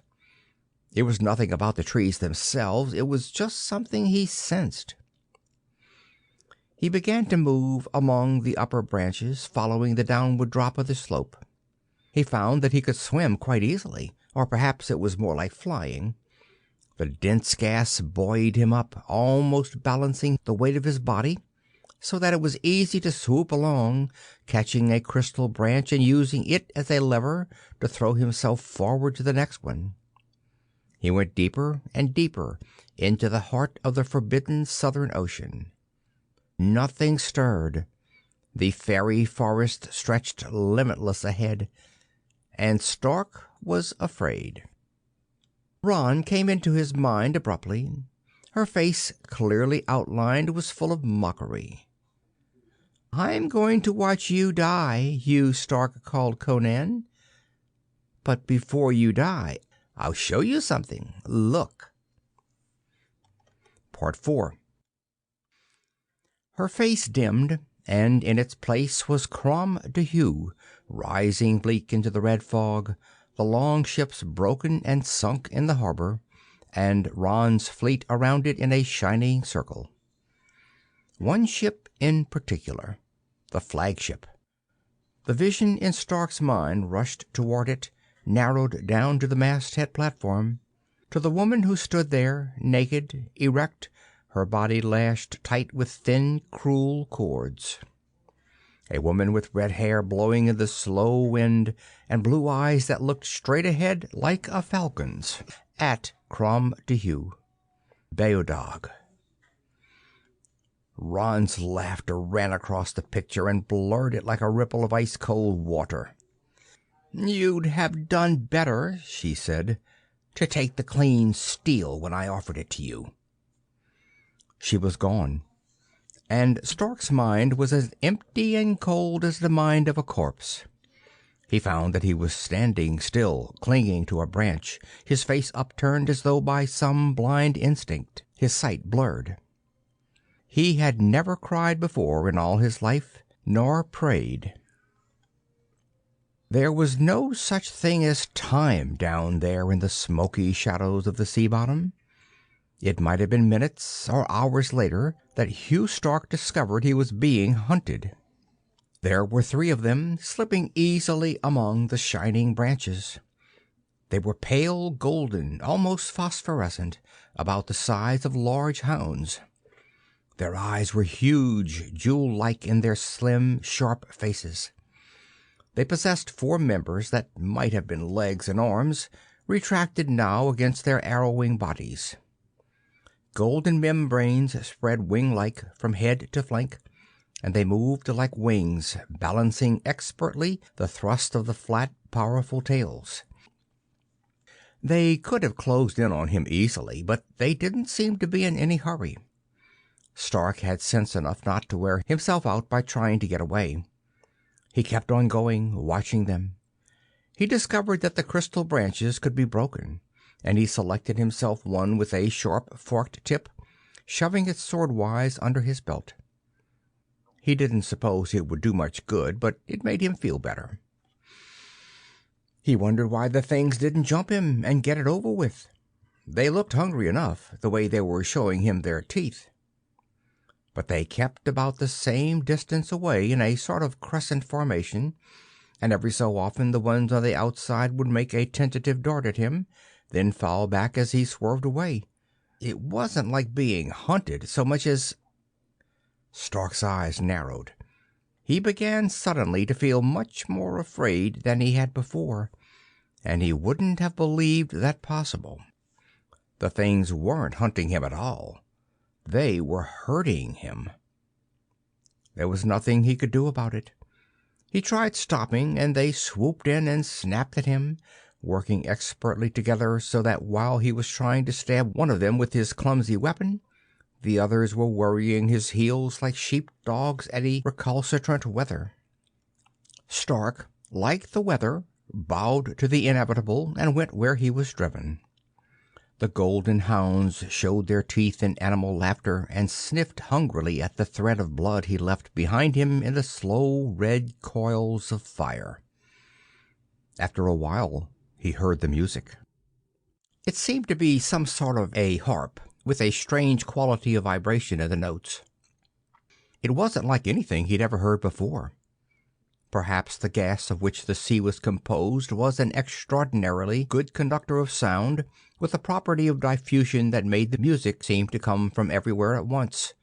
Softly at first, like something touched upon in a dream, and then, as he drew closer to the source, swelling into a racing, rippling flood of melody that wrapped itself around his nerves with a demoniac shiver of ecstasy. The golden hounds began to fret with excitement, spreading their shining wings, driving him impatiently faster through the crystal branches.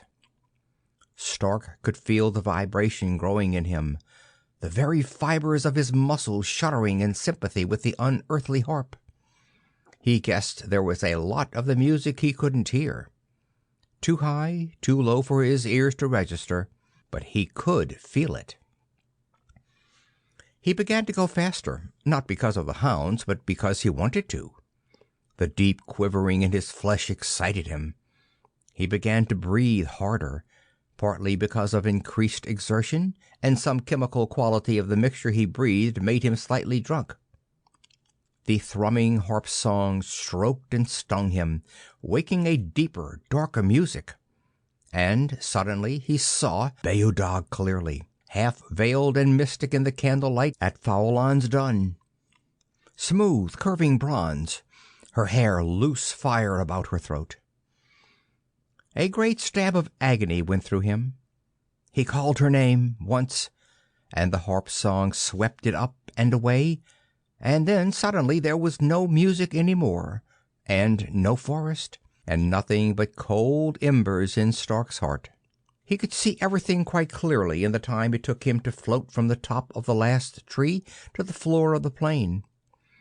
He had no idea how long a time that was. It didn't matter. It was one of those moments when time doesn't have any meaning. The rim of the forest fell away in a long curve that melted glistening into the spark-shot sea. From it the plain stretched out, a level, glassy floor of black obsidian, the spew of some long-dead volcano. Or was it dead? It seemed to Stark that the light here was redder, more vital, as though he were close to the source from which it sprang. As he looked farther over the plain, the light seemed to coalesce into a shimmering curtain that wavered like the heat veils that dance along the Mercurian twilight belt at high noon. For one brief instant he glimpsed a picture on the curtain, a city, black, shining, fantastically turreted, the gigantic reflection of a Titan's dream. Then it was gone, and the immediate menace of the foreground took all of Stark's attention. He saw the flock, herded by more of the golden hounds, and he saw the shepherd with the harp held silent between his hands. The flock moved sluggishly, phosphorescently. 100, 200, silent, limply floating warriors drifting down the red dimness. In pairs, singly, or in pallid clusters they came. The golden hounds winged silently, leisurely among them, channeling them in tides that sluiced toward the fantastic ebon city. The shepherd stood, a crop of obsidian, turning his shark pale face. His sharp aquamarine eyes found Stark. His silvery hand leapt beckoningly over hard threads, striking them a blow. Reverberations rang out, seized Stark, shook him. He dropped his crystal dagger. Hot screens of fire exploded in his eyes. Bubbles whirled and danced in his eardrums. He lost all muscular control. His dark head fell forward against the thick blackness of hair on his chest. His golden eyes dissolved into weak, inane yellow, and his mouth loosened. He wanted to fight, but it was useless. This shepherd was one of the sea people he had come to see, and, one way or another, he would see him. Dark blood filled his aching eyes. He felt himself led, nudged, forced first this way, then that. A golden hound slipped by, gave him a pressure which roiled him over into a current of sea blood. It ran down past where the shepherd stood with only a harp for a weapon. Stark wondered dimly whether these other warriors in the flock, drifting, were dead or alive like himself.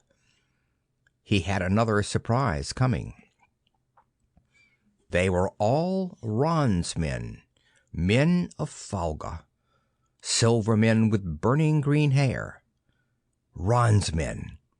One of them, a huge warrior, colored like powdered salt, wandered aimlessly by on another tide, his green eyes dull. He looked dead. What business had the sea people with the dead warriors of Falga? Why the hounds and the shepherd's harp? Questions eddied like lifted silt in Stark's tired, hanging head, eddied and settled flat. Stark joined the pilgrimage. The hounds, with deft flickerings of wings, ushered him into the midst of the flock. Bodies brushed against him. Cold bodies. He wanted to cry out. The cords of his neck constricted. In his mind the cry went forward. "Are you alive, men of Falga?"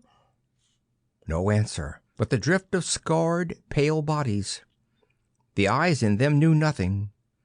They had forgotten Falga. They had forgotten Ron for whom they had lifted blade. Their tongues lolling in mouths asked nothing but sleep. They were getting it. 100, 200 strong, they made a strange human river slipping toward the gigantic city wall. Stark called Conan and his bitter enemies going together. From the corners of his eyes, Stark saw the shepherd move. The shepherd was like Ron and her people who had years ago abandoned the sea to live on land. The shepherd seemed colder, more fish-like though. There were small translucent webs between the thin fingers and spanning the long-toed feet. thin, scar-like gills in the shadow of his tapered chin, lifted and sealed in the current, eating, taking sustenance from the blood-colored sea. The harp spoke, and the golden hounds obeyed. The harp spoke, and the bodies twisted uneasily as in a troubled sleep. A triple chord of it came straight at Stark. His fingers clenched. "And the dead shall walk again." Another ironic ripple of music. "And Ron's men will rise again, this time against her." Stark had time to feel a brief, bewildered shivering before the current hurled him forward. Clamoring drunkenly, witlessly all about him, the dead, muscleless warriors of Falga tried to crush past him, all of them at once. Long ago some vast sea titan had dreamed of avenues struck from black stone, each stone the size of 3 men tall.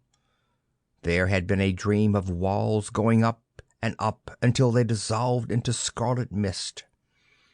There had been another dream of sea gardens in which fish hung like erotic flowers on tendrils of sensitive film tissue.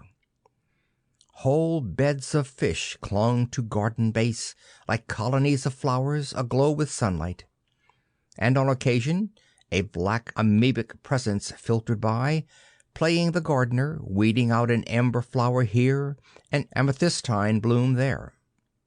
And the sea titan had dreamed of endless balustrades and battlements, of windowless turrets where creatures swayed like radium-skinned phantoms, carrying their green plumes of hair in their lifted palms, and looked down with curious, insolent eyes from on high. Women with shimmering bodies like some incredible coral, harvested and kept high over these black stone streets, each in its archway. Stark was alone. Falga's warriors had gone off along a dim subterranean vent, vanished. Now the faint beckoning of harp and the golden hounds behind him turned him down a passage that opened out into a large circular stone room, one end of which was opened out into a hall. Around the ebon ceiling, slender schools of fish swam. It was their bright effulgence that gave light to the room. They had been there, breeding, eating, dying, 1,000 years, giving light to the place, as they would be there, breeding and dying, 1,000 more. The harp faded until it was only a murmur. Stark found his feet. Strength returned to him. He was able to see the man in the center of the room well. Too well. The man hung in the fire tide. Chains of wrought bronze held his thin, fleshless ankles so he couldn't escape. His body desired it. It floated up. It had been dead a long time. It was gaseous with decomposition, and it wanted to rise to the surface of the Red Sea. The chains prevented this. Its arms weaved like white scarves before a sunken white face. Black hair trembled on end. He was one of Faulan's men, one of the rovers, one of those who had gone down at Falga because of Conan. His name was Gil. Stark remembered. The part of him that was Conan remembered the name. The dead lips moved.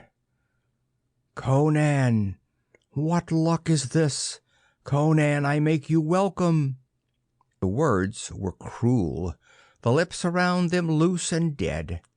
It seemed to Stark an anger and embittered wrath lay deep in those hollow eyes. The lips twitched again. "I went down at Falga for you and Ron, Conan, remember?" Part of Stark remembered and twisted in agony. "We're all here, Conan. All of us. Clev and Mont and Bronn and Aesir. Remember Aesir, who could shape metal over his spine, plying it with his fingers? Aesir is here, big as a sea monster, waiting in a niche, cold and loose as string. The sea shepherds collected us for a purpose of irony. Look!" The pointless fingers hung out as in a wind pointing. Stark turned slowly, and his heart pounded an uneven, shattering drumbeat. His jaw clenched and his eyes blurred. That part of him that was Conan cried out. Conan was so much of him, and he so much of Conan, it was impossible for a cleavage. They groaned together like pearl material around sand specule, layer on layer. Stark cried out. In the hall, which this circular room overlooked, stood 1,000 men. In lines of 50 across, shoulder to shoulder, the men of Crom Dubh stared unseeingly up at Stark. Here and there a face became shockingly familiar. Old memory cried their names. Bronn, Clev, Mont, Aesir. The collected decomposition of their bodily fluids raised them, drifted them above the flaggings. Each of them was chained like Gil. Gil whispered, "We have made a union with the men of Falga." Stark pulled back. "Falga!" "In death all men are equals." He took his time with it. He was in no hurry. Dead bodies under sea are never in a hurry. They sort of bump and drift and bide their time. "The dead serve those who give them a semblance of life. Tomorrow we march against Crom Dubh." "You're crazy. Crom Dubh is your home. It's the place of Beudog and Faulan." "And," interrupted the hanging corpse quietly, "Conan, eh?" He laughed. A crystal dribble of bubbles ran up from the slack mouth. "Especially Conan. Conan who sank us at Falga." Stark moved swiftly. Nobody stopped him. He had the corpse's short blade in an instant. Gil's chest made a cold, silent sheath for it. The blade went like a fork through butter. Coldly, without noticing this, Gil's voice spoke out. "Stab me, cut me. You can't kill me any deader. Make sections of me, play butcher, a flank, a hand, a heart. And while you're at it, I'll tell you the plan." Snarling, Stark seized the blade out again. With blind violence he gave sharp blow after blow at the body, cursing bitterly, and the body took each blow, rocking in the red tide a little, and said with a matter-of-fact tone, "We'll march out of the sea to Crom Dubh's gates. Ramna and the others, looking down, recognizing us, will have the gates thrown wide to welcome us." The head tilted lazily, the lips peeled wide and folded down languidly over the words. "Think of the elation, Conan, the moment when Bronn and Mont and Aesir and I and yourself, yes, even yourself, Conan, return to Crom Dubh." Stark saw it vividly, saw it like a tapestry woven for him. He stood back, gasping for breath, his nostrils flaring, seeing what his blade had done to Gil's body, and seeing the great stone gates of Crom Dubh crashing open. The deliberation, the happiness, the elation to Faulan and Romna to see old friends returned, old rovers long thought dead, alive again, come to help. It made a picture. With great deliberation, Stark struck flat across before him. Gil's head, severed from its lazy body, began, with infinite tiredness, to float toward the ceiling. As it traveled upward, now facing, now bobbing the back of its skull toward Stark, it finished its nightmare speaking. "And then, once inside the gates, what then, Conan? Can you guess? Can you guess what we'll do, Conan?" Stark stared at nothingness, the sword trembling in his fist. From far away he heard Gil's voice. "We will kill Faulan in his hall. He will die with surprised lips. Romna's harp will lie in his disemboweled stomach. His heart with its last pulsings will sound the strings. And as for Beudad—" Stark tried to push the thoughts away, raging and helpless. Gil's body was no longer anything to look at. He had done all he could to it. Stark's face was bleached white and scraped down to the insane bone of it. "You'd kill your own people!" Gil's separated head lingered at the ceiling, light fish illuminating its ghastly features. "Our people? But we have no people. We're another race now, the dead. We do the biddings of the sea shepherds." Stark looked out into the hall, then he looked at the circular wall. "Okay," he said without tone in his voice. "Come out, wherever you're hiding and using this voice-throwing act. Come on out and talk straight." In answer, an entire section of ebon stones fell back on silent hingework. Stark saw a long, slender black marble table. 6 people sat behind it in carven midnight thrones. They were all men, naked except for film-like garments about their loins. They looked at Stark with no particular hatred or curiosity. One of them cradled a harp. It was the shepherd who'd drawn Stark through the gate. Amusedly, his webbed fingers lay on the strings, now and then bringing out a clear sound from one of the 200 strands. The shepherd stopped Stark's rush forward with a cry of that harp. The blade in his hand was red hot. He dropped it. The shepherd put a head on the story. And then we will march Ran's dead warriors all the way to Falga. There, Ran's people, seeing the warriors, will be overjoyed, hysterical, to find their friends and relatives returned. They, too, will fling wide Falga's defenses, and death will walk in disguised as resurrection. Stark nodded, slowly wiping his hand across his cheek. "Back on Earth we call that psychology. Good psychology. But will it fool Ran? Ran will be with her ships at Crom Duhu. While she's gone, the innocent population will let in their lost warriors gladly." The shepherd had amused green eyes. He looked like a youth of some 17 years. Deceptively young.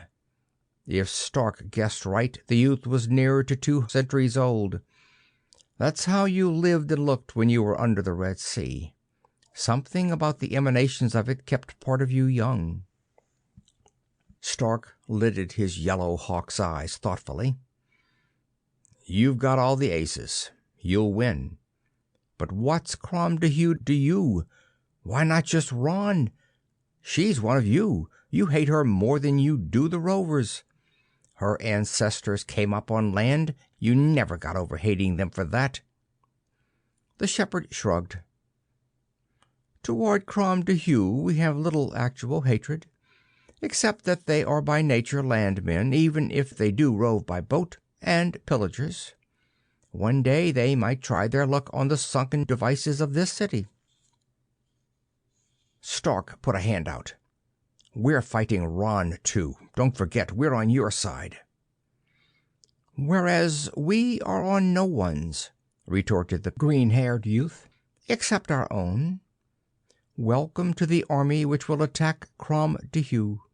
"Me? By the gods, over my dead body!"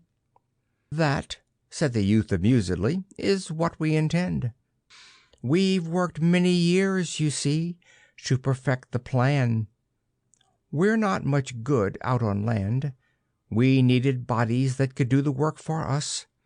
So every time Faulan lost a ship or Ran lost a ship, we were there with our golden hounds, waiting, collecting, saving, waiting until we had enough of each side's warriors. They'll do the fighting for us. Oh, not for long, of course. The source energy will give them a semblance of life, a momentary electrical ability of walk and combat, but once out of water they'll last only half an hour. But that should be time enough, once the gates of Crom Dehuw and Falga are open. Stark said, Ron will find some way around you. Get her first. Attack Crom Dehuw the following day. The youth deliberated. You're stalling, but there's sense in it.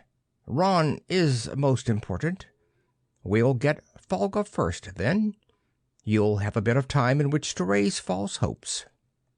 Stark began to get sick again. The room swam.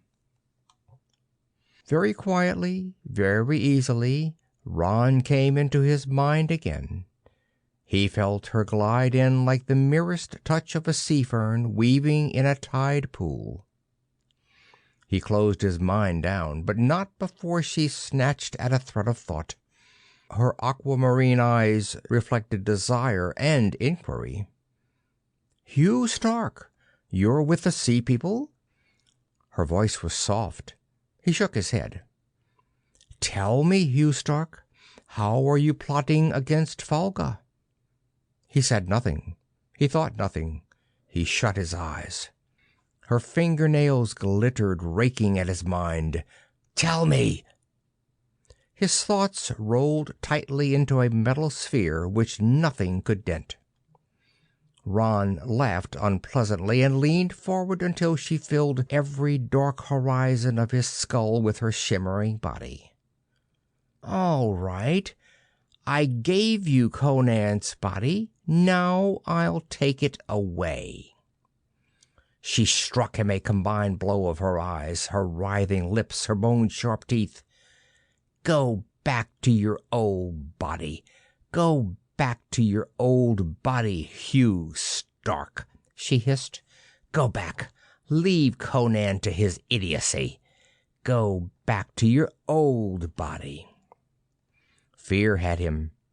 He fell down upon his face, quivering and jerking. You could fight a man with a sword, but how could you fight this thing in your brain? He began to suck sobbing breaths through his lips.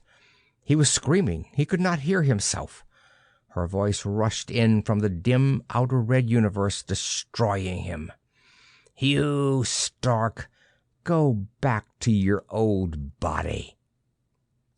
His old body was dead, and she was sending him back into it. Part of him shot endwise through red fog.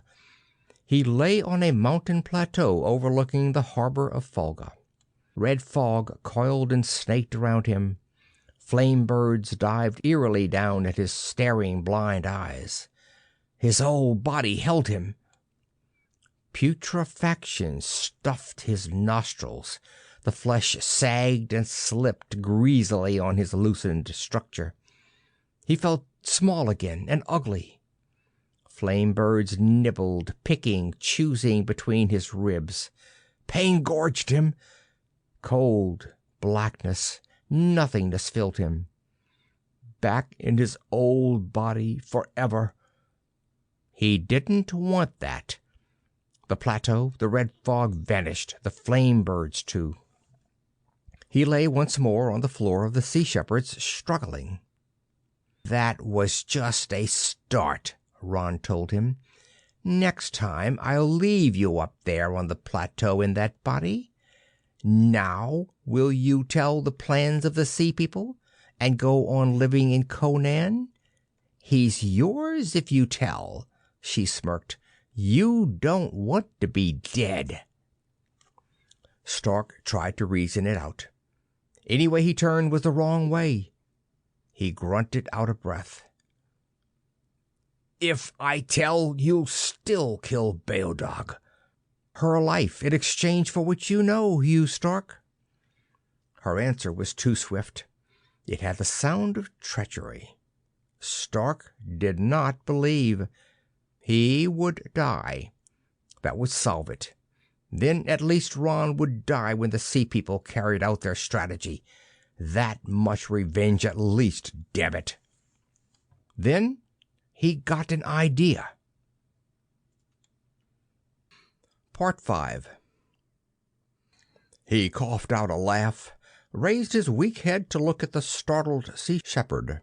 His little dialogue with Ron had taken about 10 seconds, actually, but it had seemed a century.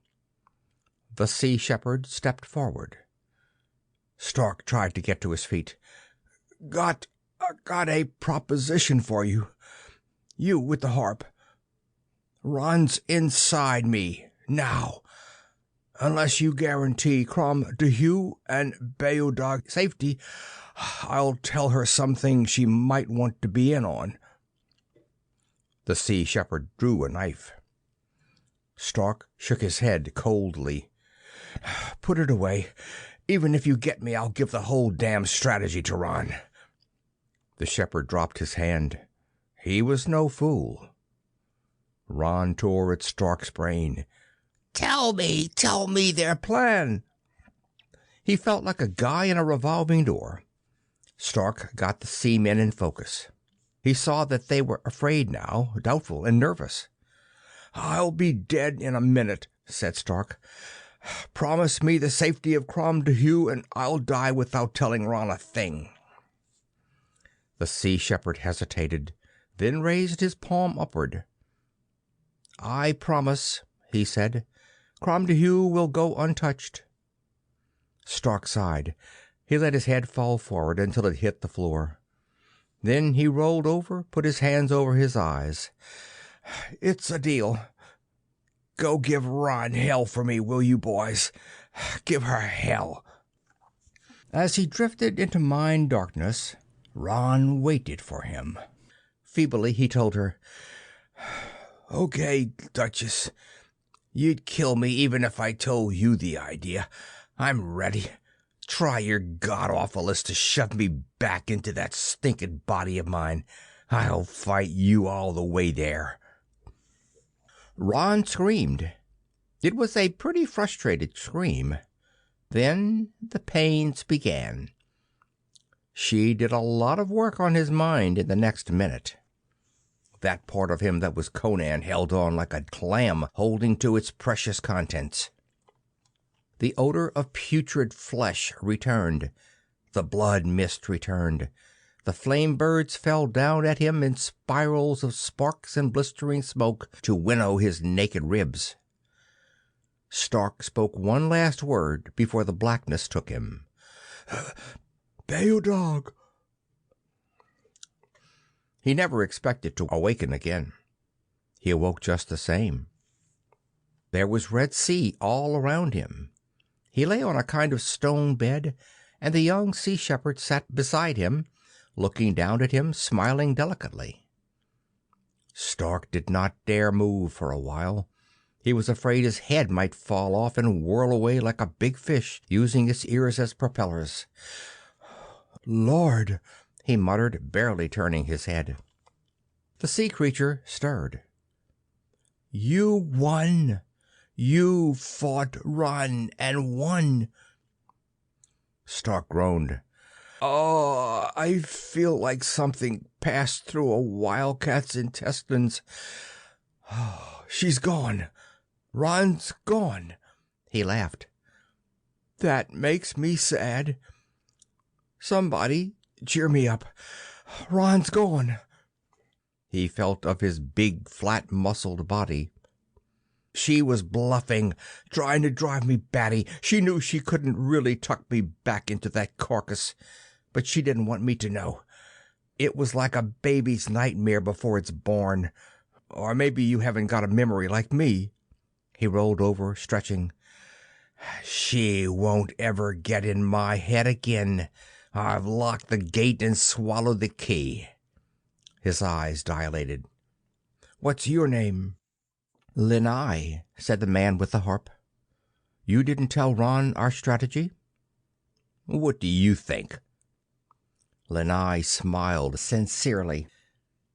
I think I like you, man of Crom Duhue. I think I like your hatred for Ron. I think I like the way you handled the entire matter, wanted to kill Ron and save Crom Duhue, and being so willing to die to accomplish either. That's a lot of thinking. Yeah. And what about that promise you made? It will be kept. Stark gave him a hand. Lanai, you're okay. If I ever get back to Earth, so help me, I'll never bait a hook again and drop it in the sea." It was lost to Lanai. Stark forgot it and went on laughing. There was an edge of hysteria to it. Relief. You got booted around for days. People milled in and out of your mind like it was a bargain basement counter, pawing over the threads and convolutions, yelling and fighting. The woman you loved was starved on a ship masthead, and as a climax a lady with green eyes tried to make you a filling for an accident-mangled body. And now you had an ally, and you couldn't believe it. He laughed in little starts and stops, his eyes shut. "Will you let me take care of Ron when the time comes?" His fingers groped hungrily upward, closed on an imaginary figure of her, pressed, tightened, choked. Lanai said, "She's yours. I'd like the pleasure, but you have as much, if not more, of a revenge to take. Come along. We start now. You've been asleep for one entire period." Stark let himself down gingerly. He didn't want to break a leg off. He felt if someone touched him he might disintegrate. He managed to let the tide handle him, do all the work. He swam carefully after Lanai down 3 passageways where an occasional silver inhabitant of the city slid by. Drifting below them in a vast square hall, each gravitating but imprisoned by leg shackles, the warriors of Falga looked up with pale, cold eyes at Stark and Lanai. Occasional discharges of light fish from interstices in the walls passed luminous, fleeting glows over the warriors. The light fish flirted briefly in a long, shining rope that tied knots around the dead faces and as quickly untied them. Then the light fish pulsed away and the red color of the sea took over. Bathed in wine, thought Stark, without humor. He leaned forward. "Men of Falga." Lanai plucked a series of harp threads. "I." A deep suggestion of sound issued from 1,000 dead lips. "We go to sack Ron's citadel." "Ron!" came the muffled thunder of voices. At the sound of another tune, the golden hounds appeared. They touched the chains. The men of Falga, released, danced through the Red Sea substance. Siphoned into a valve mouth, they were drawn out into a grand volcanic courtyard. Stark went close after. He stared down into a black ravine, at the bottom of which was a blazing caldera. This was the source life of the Red Sea. Here it had begun a millennium ago. Here the savage cyclones of sparks and fire energy belched up, shaking titanic black garden walls, causing currents and whirlpools that threatened to suck you forward and shoot you violently up to the surface, and cannulas of force thrust in capillaries of ignited mist, in shoots of color that threatened to cremate but only exhilarated you, gave you a seething rebirth. He braced his legs and fought the suction. An unbelievable sinew of fire sprang up from out of the ravine, crackling and roaring. The men of Falga did not fight the attraction. They moved forward in their silence and hung over the incandescence. The vitality of the source grew upward in them. It seemed to touch their sandaled toes first, and then, by a process of shining osmosis, climb up the limbs, into the loins, into the vitals, delineating their strong bone structure as mercury delineates the glass thermometer with a rise of temperature. The bones flickered like carved, polished ivory through the momentarily film-like flesh. The ribs of 1,000 men expanded like silvered spider legs, clenched, then expanded again. Their spines straightened, their shoulders flattened back. Their eyes, the last to take the fire, now were ignited and glowed like candles in refurbished sepulchres. The chins snapped up, The entire outer skins of their bodies broke into silver brilliance. Swimming through the storm of energy like nightmare figments, entering cold, they reached the far side of the ravine, resembling smelted metal from blast furnaces. When they brushed into one another, purple sparks sizzled, jumped from head to head, from hand to hand. Lanai touched Stark's arm. "You're next." "No, thank you." "Afraid?" laughed the harp shepherd. "You're tired. It will give you new life. You're next." Stark hesitated only a moment. Then he let the tide drift him rapidly out. He was afraid, damned afraid. A belch of fire caught him as he arrived in the core of the ravine. He was wrapped in layers of ecstasy. Beodog pressed against him. It was her consuming hair that netted him and branded him. It was her warmth that crept up his body, into his chest and into his head. Somebody yelled somewhere in animal delight, an unbearable passion. Somebody danced and threw out his hands and crushed that solar warmth deeper into his huge body. Somebody felt all tiredness, oldness flumed away, a whole new feeling of warmth and strength inserted. That somebody was Stark. Waiting on the other side of the ravine were 1,000 men of Folga. What sounded like 1,000 harps began playing now, and as Stark reached the other side, the harps began marching, and the warriors marched with them. They were still dead, but you would never know it. There were no minds inside those bodies. The bodies were being activated from outside, but you would never know it. They left the city behind. In embering ranks, the soldier fighters were led by golden hounds and distant harps to a place where a huge intracoastal tide swept by. They got on the tide for a free ride. Lanai beside him, using his harp, Stark felt himself sucked down through a deep where strange monsters sprawled. They looked at Stark with hungry eyes, but the harp wall swept them back. Stark glanced about at the men.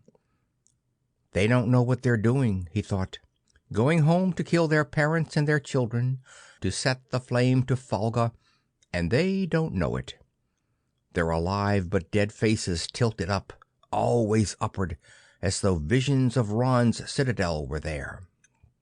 Ron! Stark let the wrath simmer in him. He let it cool. Then it was cold. Ron hadn't bothered him now for hours.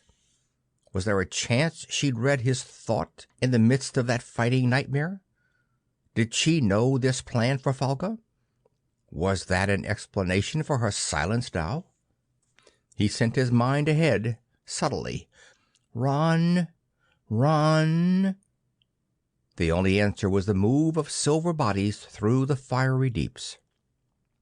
Just before dawn they broke the surface of the sea. Folga drowsed in the red-smeared fog silence. Its slave streets were empty and dew-covered. High up, the first light was bathing Ron's gardens and setting her citadels aglow. Lanai lay in the shallows beside Stark. They both were smiling half-cruel smiles. They had waited long for this. Lanai nodded. This is the day of the carnival. Fruit, wine, and love will be offered the returned soldiers of Ron. In the streets there'll be dancing.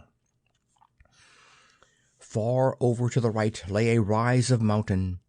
At its blunt peak, Stark stared at it intently, rested a body of a little scrawny earthman, with flame birds clustered on it. He climbed that mountain later, when it was over and there was time. "What are you searching for?" asked Lanai. Stark's voice was distant. "Someone I used to know." Filing out on the stone quays, their rustling sandals eroded by time, the men stood clean and bright. Stark paced, a caged animal at their center, so his dark body would pass unnoticed. They were seen. The cliff guard looked down over the dirty slave dwellings from their narrow galleries and set up a cry. Hands waved, pointed frosty white in the dawn. More guards loped down the ramps and galleries, meeting, joining others, and coming on. Lanai, in the sea by the quay, suggested a theme on the harp. The other harps took it up. The shuddering music lifted from the water, and with a gentle firmness set the dead feet marching down the quays, upward through the narrow, stifling alleys of the slaves, to meet the guard.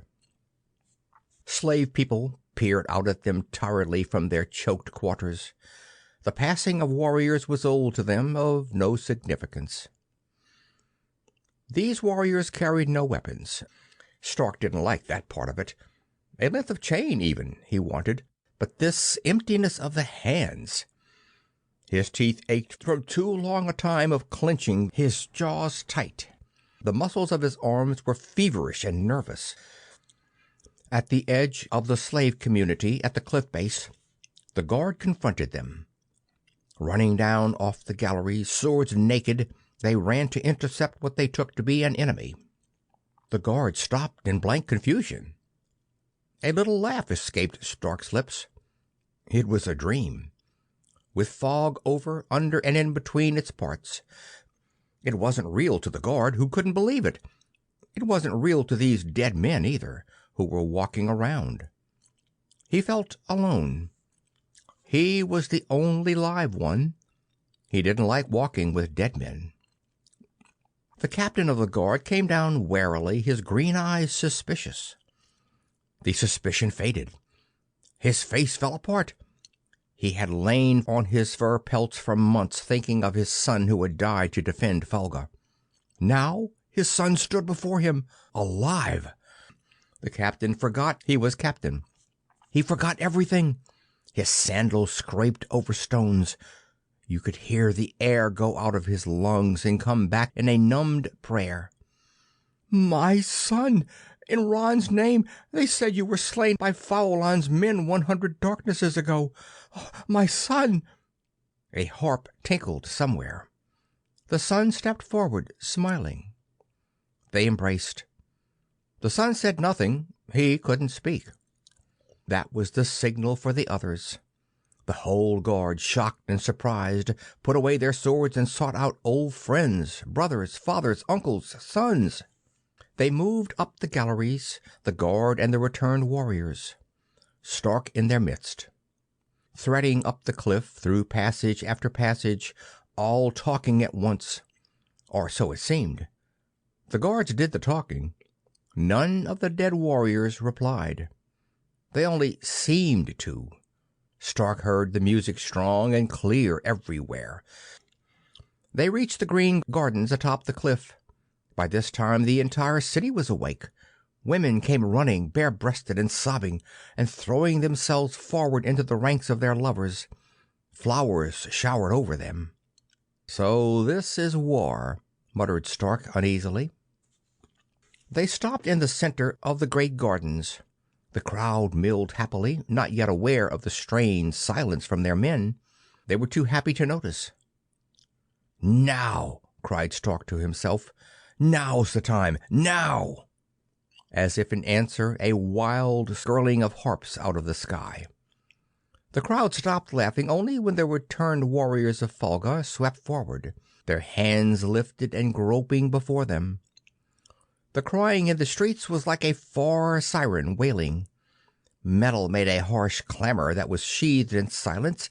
At the same moment metal found flesh to lie in. A vicious pantomime was concluded in the green, moist gardens. Stark watched from Ron's empty citadel. Fog plumes strolled by the archways, and a thick rain fell. It came like a blood squall and washed the garden below until you could not tell rain from blood. The returned warriors had gotten their swords by now. First they killed those nearest them in the celebration. Then they took the weapons from the victims. It was very simple and very unpleasant. The slaves had joined battle now. Swarming up from the slave town, plucking up fallen daggers and short swords, they circled the gardens, happening upon arrogant shining warriors of Ron who had so far escaped the quiet, deadly killing of the alive but dead men. Dead father killed startled alive son. Dead brother garroted unbelieving brother. Carnival indeed in Folga. An old man waited alone. Stark saw him. The old man had a weapon but refused to use it. A young warrior of Folga, harped on by Lenae's harp, walked quietly up to the old man. The old man cried out. His voice formed words. "Son, what is this?" He flung down his blade and made to plead with his boy. The son stabbed him with silent efficiency, and without a glance at the body, walked onward to find another. Stark turned away, sick and cold. 1,000 such scenes were being finished. He set fire to the black spider silk tapestries. They whispered and talked with flame. The stone echoed his feet as he searched room after room. Ron had gone, probably last night. That meant that Crom Duhu was on the verge of falling. Was Faughlan dead? Had the people of Crom Duhu, seeing Beodog's suffering, given in? Folga's harbor was completely devoid of ships, except for small fishing skiffs. The fog waited him when he returned to the garden. Rain found his face. The citadel of Ron was fire-encrusted and smoke-shrouded as he looked up at it. A silence lay in the garden. The fight was over. The men of Folga, still shining with source life, hung their blades from uncomprehending fingers, the light beginning to leave their green eyes. Their skin looked dirty and dull. Stark wasted no time getting down the galleries, through the slave quarter, and to the quays again. Leigh awaited him, gently petting the obedient harp. "It's over. The slaves will own what's left. They'll be our allies since we've freed them." Stark didn't hear. He was squinting off over the Red Sea. Leigh understood. He plucked 2 tones from the harp, which pronounced the 2 words uppermost in Stark's thought. Crom Duhu. "If we're not too late." Stark leaned forward. "If Faughlan lives. If Beodog still stands at the masthead." Like a blind man, he walked straight ahead until he fell into the sea. It was not quite 1,000,000 miles to Crom Duhu. It only seemed that far. A sweep of tide picked them up just offshore from Folga and siphoned them rapidly, through deeps along coastal latitudes, through crystal forests. He cursed every mile of the way. He cursed the time it took to pause at the Titan city to gather fresh men, to gather Cleve and Mont and Aesir and Bruce. Impatiently, Stark watched the whole drama of the source fire and the bodies again. This time it was the bodies of Crom Duhu men, hung like beasts on slow-turned spits, their limbs and vitals soaking through and through, their skins taking bronze color, their eyes holding flint sparks. And then the harps wove a garment around each, and the garment moved the men instead of the men the garment. In the tidal basilic now, Stark twisted. Coursing behind him were the new bodies of Cleve and Aesir. The current elevated them, poked them through obsidian needle eyes like spider silk threads. There was good irony in this.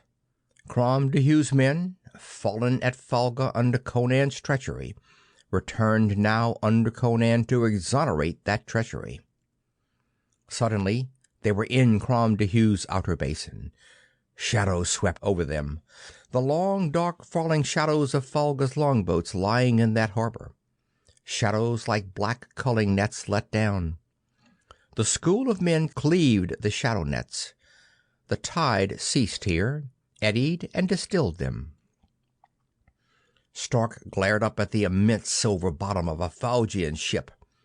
He felt his face stiffen and his throat tightened.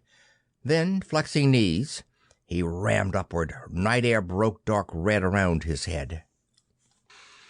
The harbor held flare torches on the rims of longships. On the neck of land that led from Crom Dehuw to the mainland, the continuing battle sounded.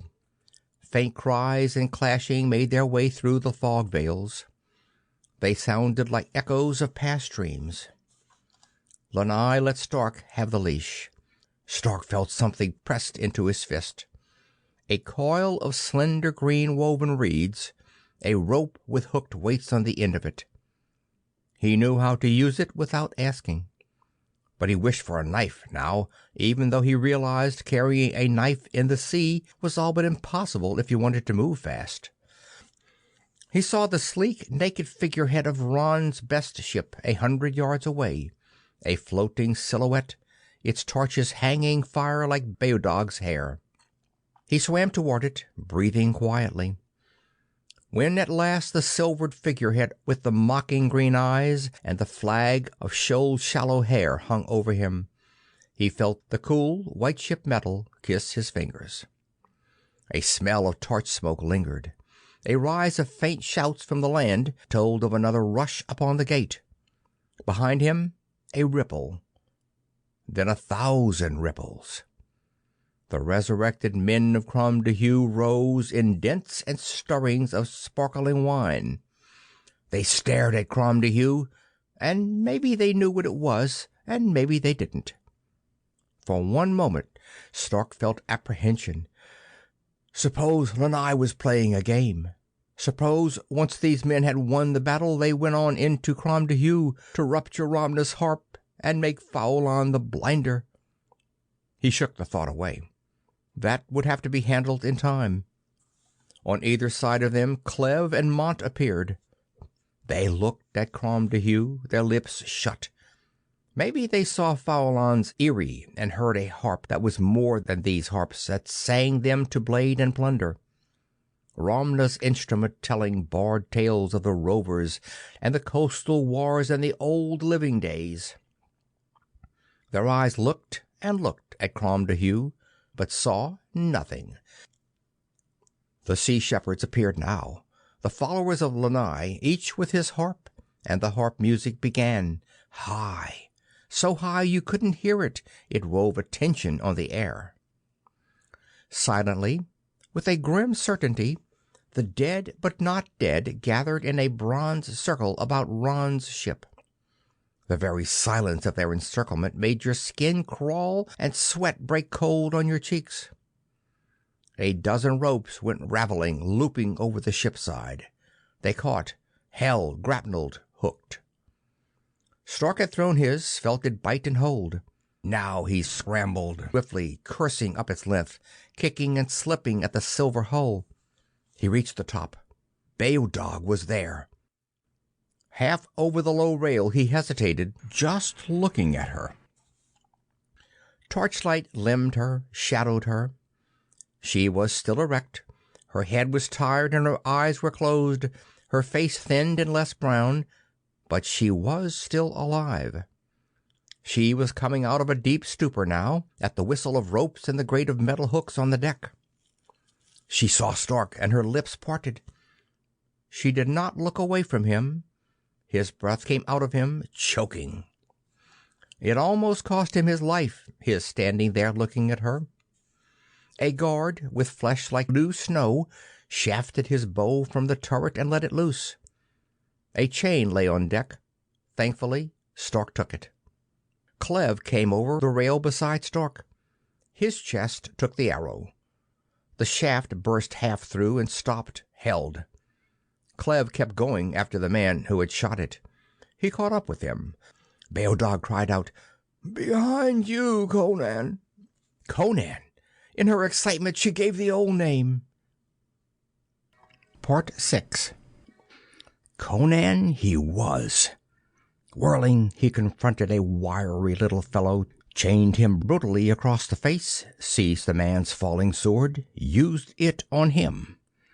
Then he walked in, got the man's jaw, unbalanced him over into the sea. The ship was awake now. Most of the men had been down below, resting from the battles. Now they came pouring up in a silver spate. Their yelling was in strange contrast to the calm silence of Crom Deheu's men. Stark found himself busy. Conan had been a healthy animal with great recuperative powers. Now his muscles responded to every trick asked of them. Stark leaped cleanly across the deck, watching for Ran, but she was nowhere to be seen. He engaged 2 blades, dispatched one of them. More ropes raveled high and snaked him. Every ship in the harbor was exploding with violence. More men swarmed over the rail behind Stark, silently. Above the shouting, Beodog's voice came at the sight of the fighting men. "Clev! Mont! Aesir!" Stark was a god. Anything he wanted he could have. A man's head? He could have it. It meant acting the guillotine with knife and wrist and lunged body. Like this. His eyes were smoking ember, and there were deep lines of grim pleasure tugging at his lips. An enemy cannot fight without hands. One man facing Stark suddenly displayed violent stumps before his face, not believing them. "Are you watching, Faulan?" cried Stark inside himself, delivering blows. "Look here, Faulan. God, no, you're blind. Listen, then. Hear the ring of steel on steel. Does the smell of hot blood and hot bodies reach you? Oh, if you could see this tonight, Faulan, Falgo would be forgotten. This is Conan out of idiocy, with a guy named Stark wearing him and telling him where to go." It was not safe on deck. Stark hadn't particularly noticed before, but the warriors of Crom Deheu didn't care whom they attacked now. They were beginning to do surgery to one another. They excised one another's shoulders, severed limbs in blind instantaneous obedience. This was no place for Beodog and himself. He cut her free of the masthead, drew her quickly to the rail. Beodog was laughing. She could do nothing but laugh. Her eyes were shocked. She saw dead men alive again, lashing out with weapons.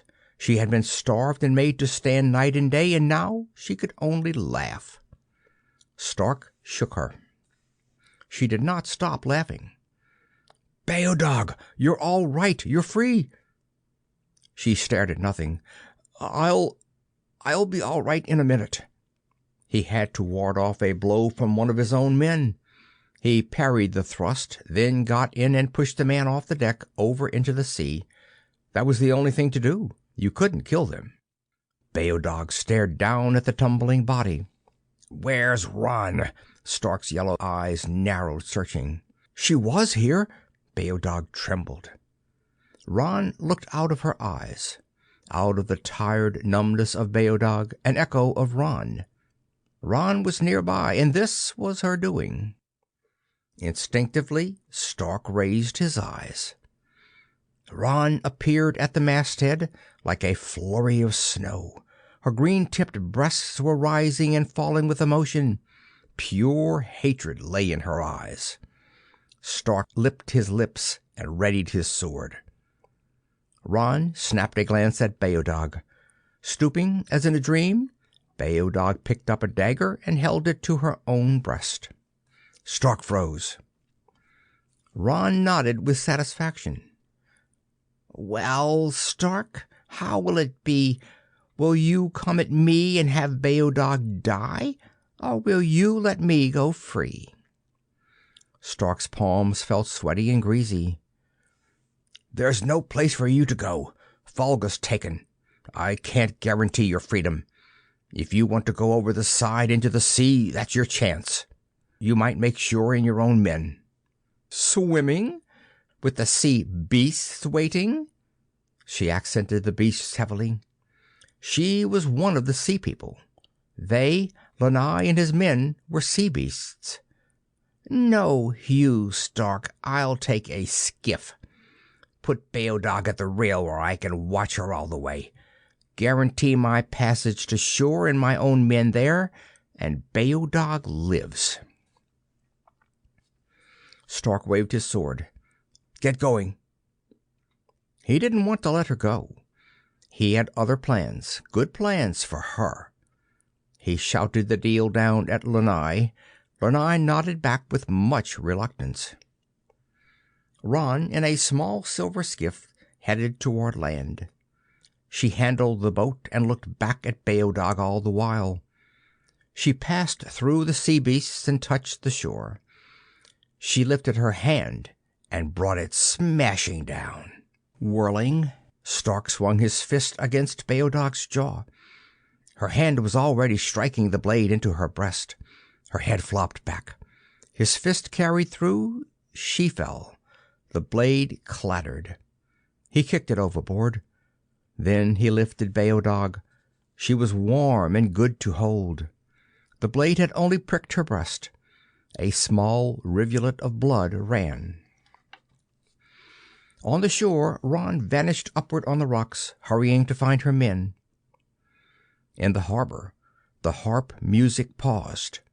The ships were taken. Their crews lay filling the decks. Crom Dehue's men stopped fighting as quickly as they'd started. Some of the bright shining had dulled from the bronze of their arms and bare torsos. The ships began to sink. Lanai swam below, looking up at Stark. Stark looked back at him and nodded at the beach. "Swell. Now let's go get that she-devil," he said. Faulan waited on his great stone balcony overlooking Crom Dehue. Behind him the fires blazed high, and their eating sound of flame on wood filled the pillared gloom with sounds and furious light. Faulan leaned against the rim, his chest swathed in bandage and healing ointment, his blind eyes flickering, looking down again and again with a fixed intensity, his head tilted to listen. Romna stood beside him, filled and refilled the cup that Faulan emptied into his thirsty mouth, and told him what happened. Told of the men pouring out of the sea and Ron appearing on the rocky shore. Sometimes Faulan leaned to one side weakly toward Romna's words. Sometimes he twisted to hear the thing itself, the thing that happened down beyond the gate of besieged Falga. Romna's harp lay untouched. He didn't play it. He didn't need to. From below, a great echoing of harps, more liquid than his, like a waterfall, drenched the city, making the fog sob down red tears. "Are those harps?" cried Faulan. "Yes, harps." "What was that?" Faulan listened, breathing harshly, clutching for support. "A skirmish," said Romna. "Who won?" "We won." "And that?" Faulan's blind eyes tried to see until they watered. "The enemy falling back from the gate." "And that sound, and that sound." Faulan went on feverishly, turning this way and that, the lines of his face agonized and attentive to every eddy and current and change of tide. The rhythm of swords through fog and body was a complicated music whose themes he must recognize. "Another fell. I heard him cry, and another of Ron's men." "Yes," said Romna. "But why do our warriors fight so quietly? I've heard nothing from their lips. So quiet." Romna scowled. "Quiet. Yes, quiet." "And where did they come from? All our men are in the city." "Aye." Romna shifted. He hesitated, squinting. He rubbed his bulldog jaw. "Except those that died at Falga." Faulan stood there a moment. Then he rapped his empty cup. "More wine, Bard, more wine." He turned to the battle again. "Oh, gods, if I could see it, if I could only see it!" Below, a ringing crash, a silence, a shouting, a pouring of noise. "The gate!" Faulan was stricken with fear. "We've lost! My sword!" "Stay, Faulan," Romna laughed. Then he sighed. It was a sigh they did not believe. "In the name of 10,000 mighty gods, would that I were blind now, or could see better." Faulan's hand caught, held him. "What is it? Tell!" "Clev and Talan and Conan and Bluk and Mont, standing in the gate, like wine visions, swords in their hands." Faulan's hand relaxed, then tightened. "Speak their names again, and speak them slowly, and tell the truth." His skin shivered like that of a nervous animal. "You said Clev, Mont, Bluk?" "And Talan and Conan, back from Falga. They've opened the gate and the battle's won. It's over, Faulan. Crom Dubh will sleep tonight." Faulan let him go. A sob broke from his lips. "I will get drunk, drunker than ever in my life, gloriously drunk. Gods, but if I could have seen it, been in it. Tell me again of it, Romna." Faulan sat in the great hall on his carved high seat, waiting. The pad of sandals on stone, outside the jangle of chains. A door flung wide, red fog sluiced in, and in the sluice people walking. Faulan started up. "Clev, Mont, Aesir." Stark came forward into the firelight. He pressed his right hand to the open mouth of the wound on his thigh. "No, Faulan. Myself and 2 others." "Beodog?" "Yes." And Beodog came wearily to him. Faulan stared. "Who's the other?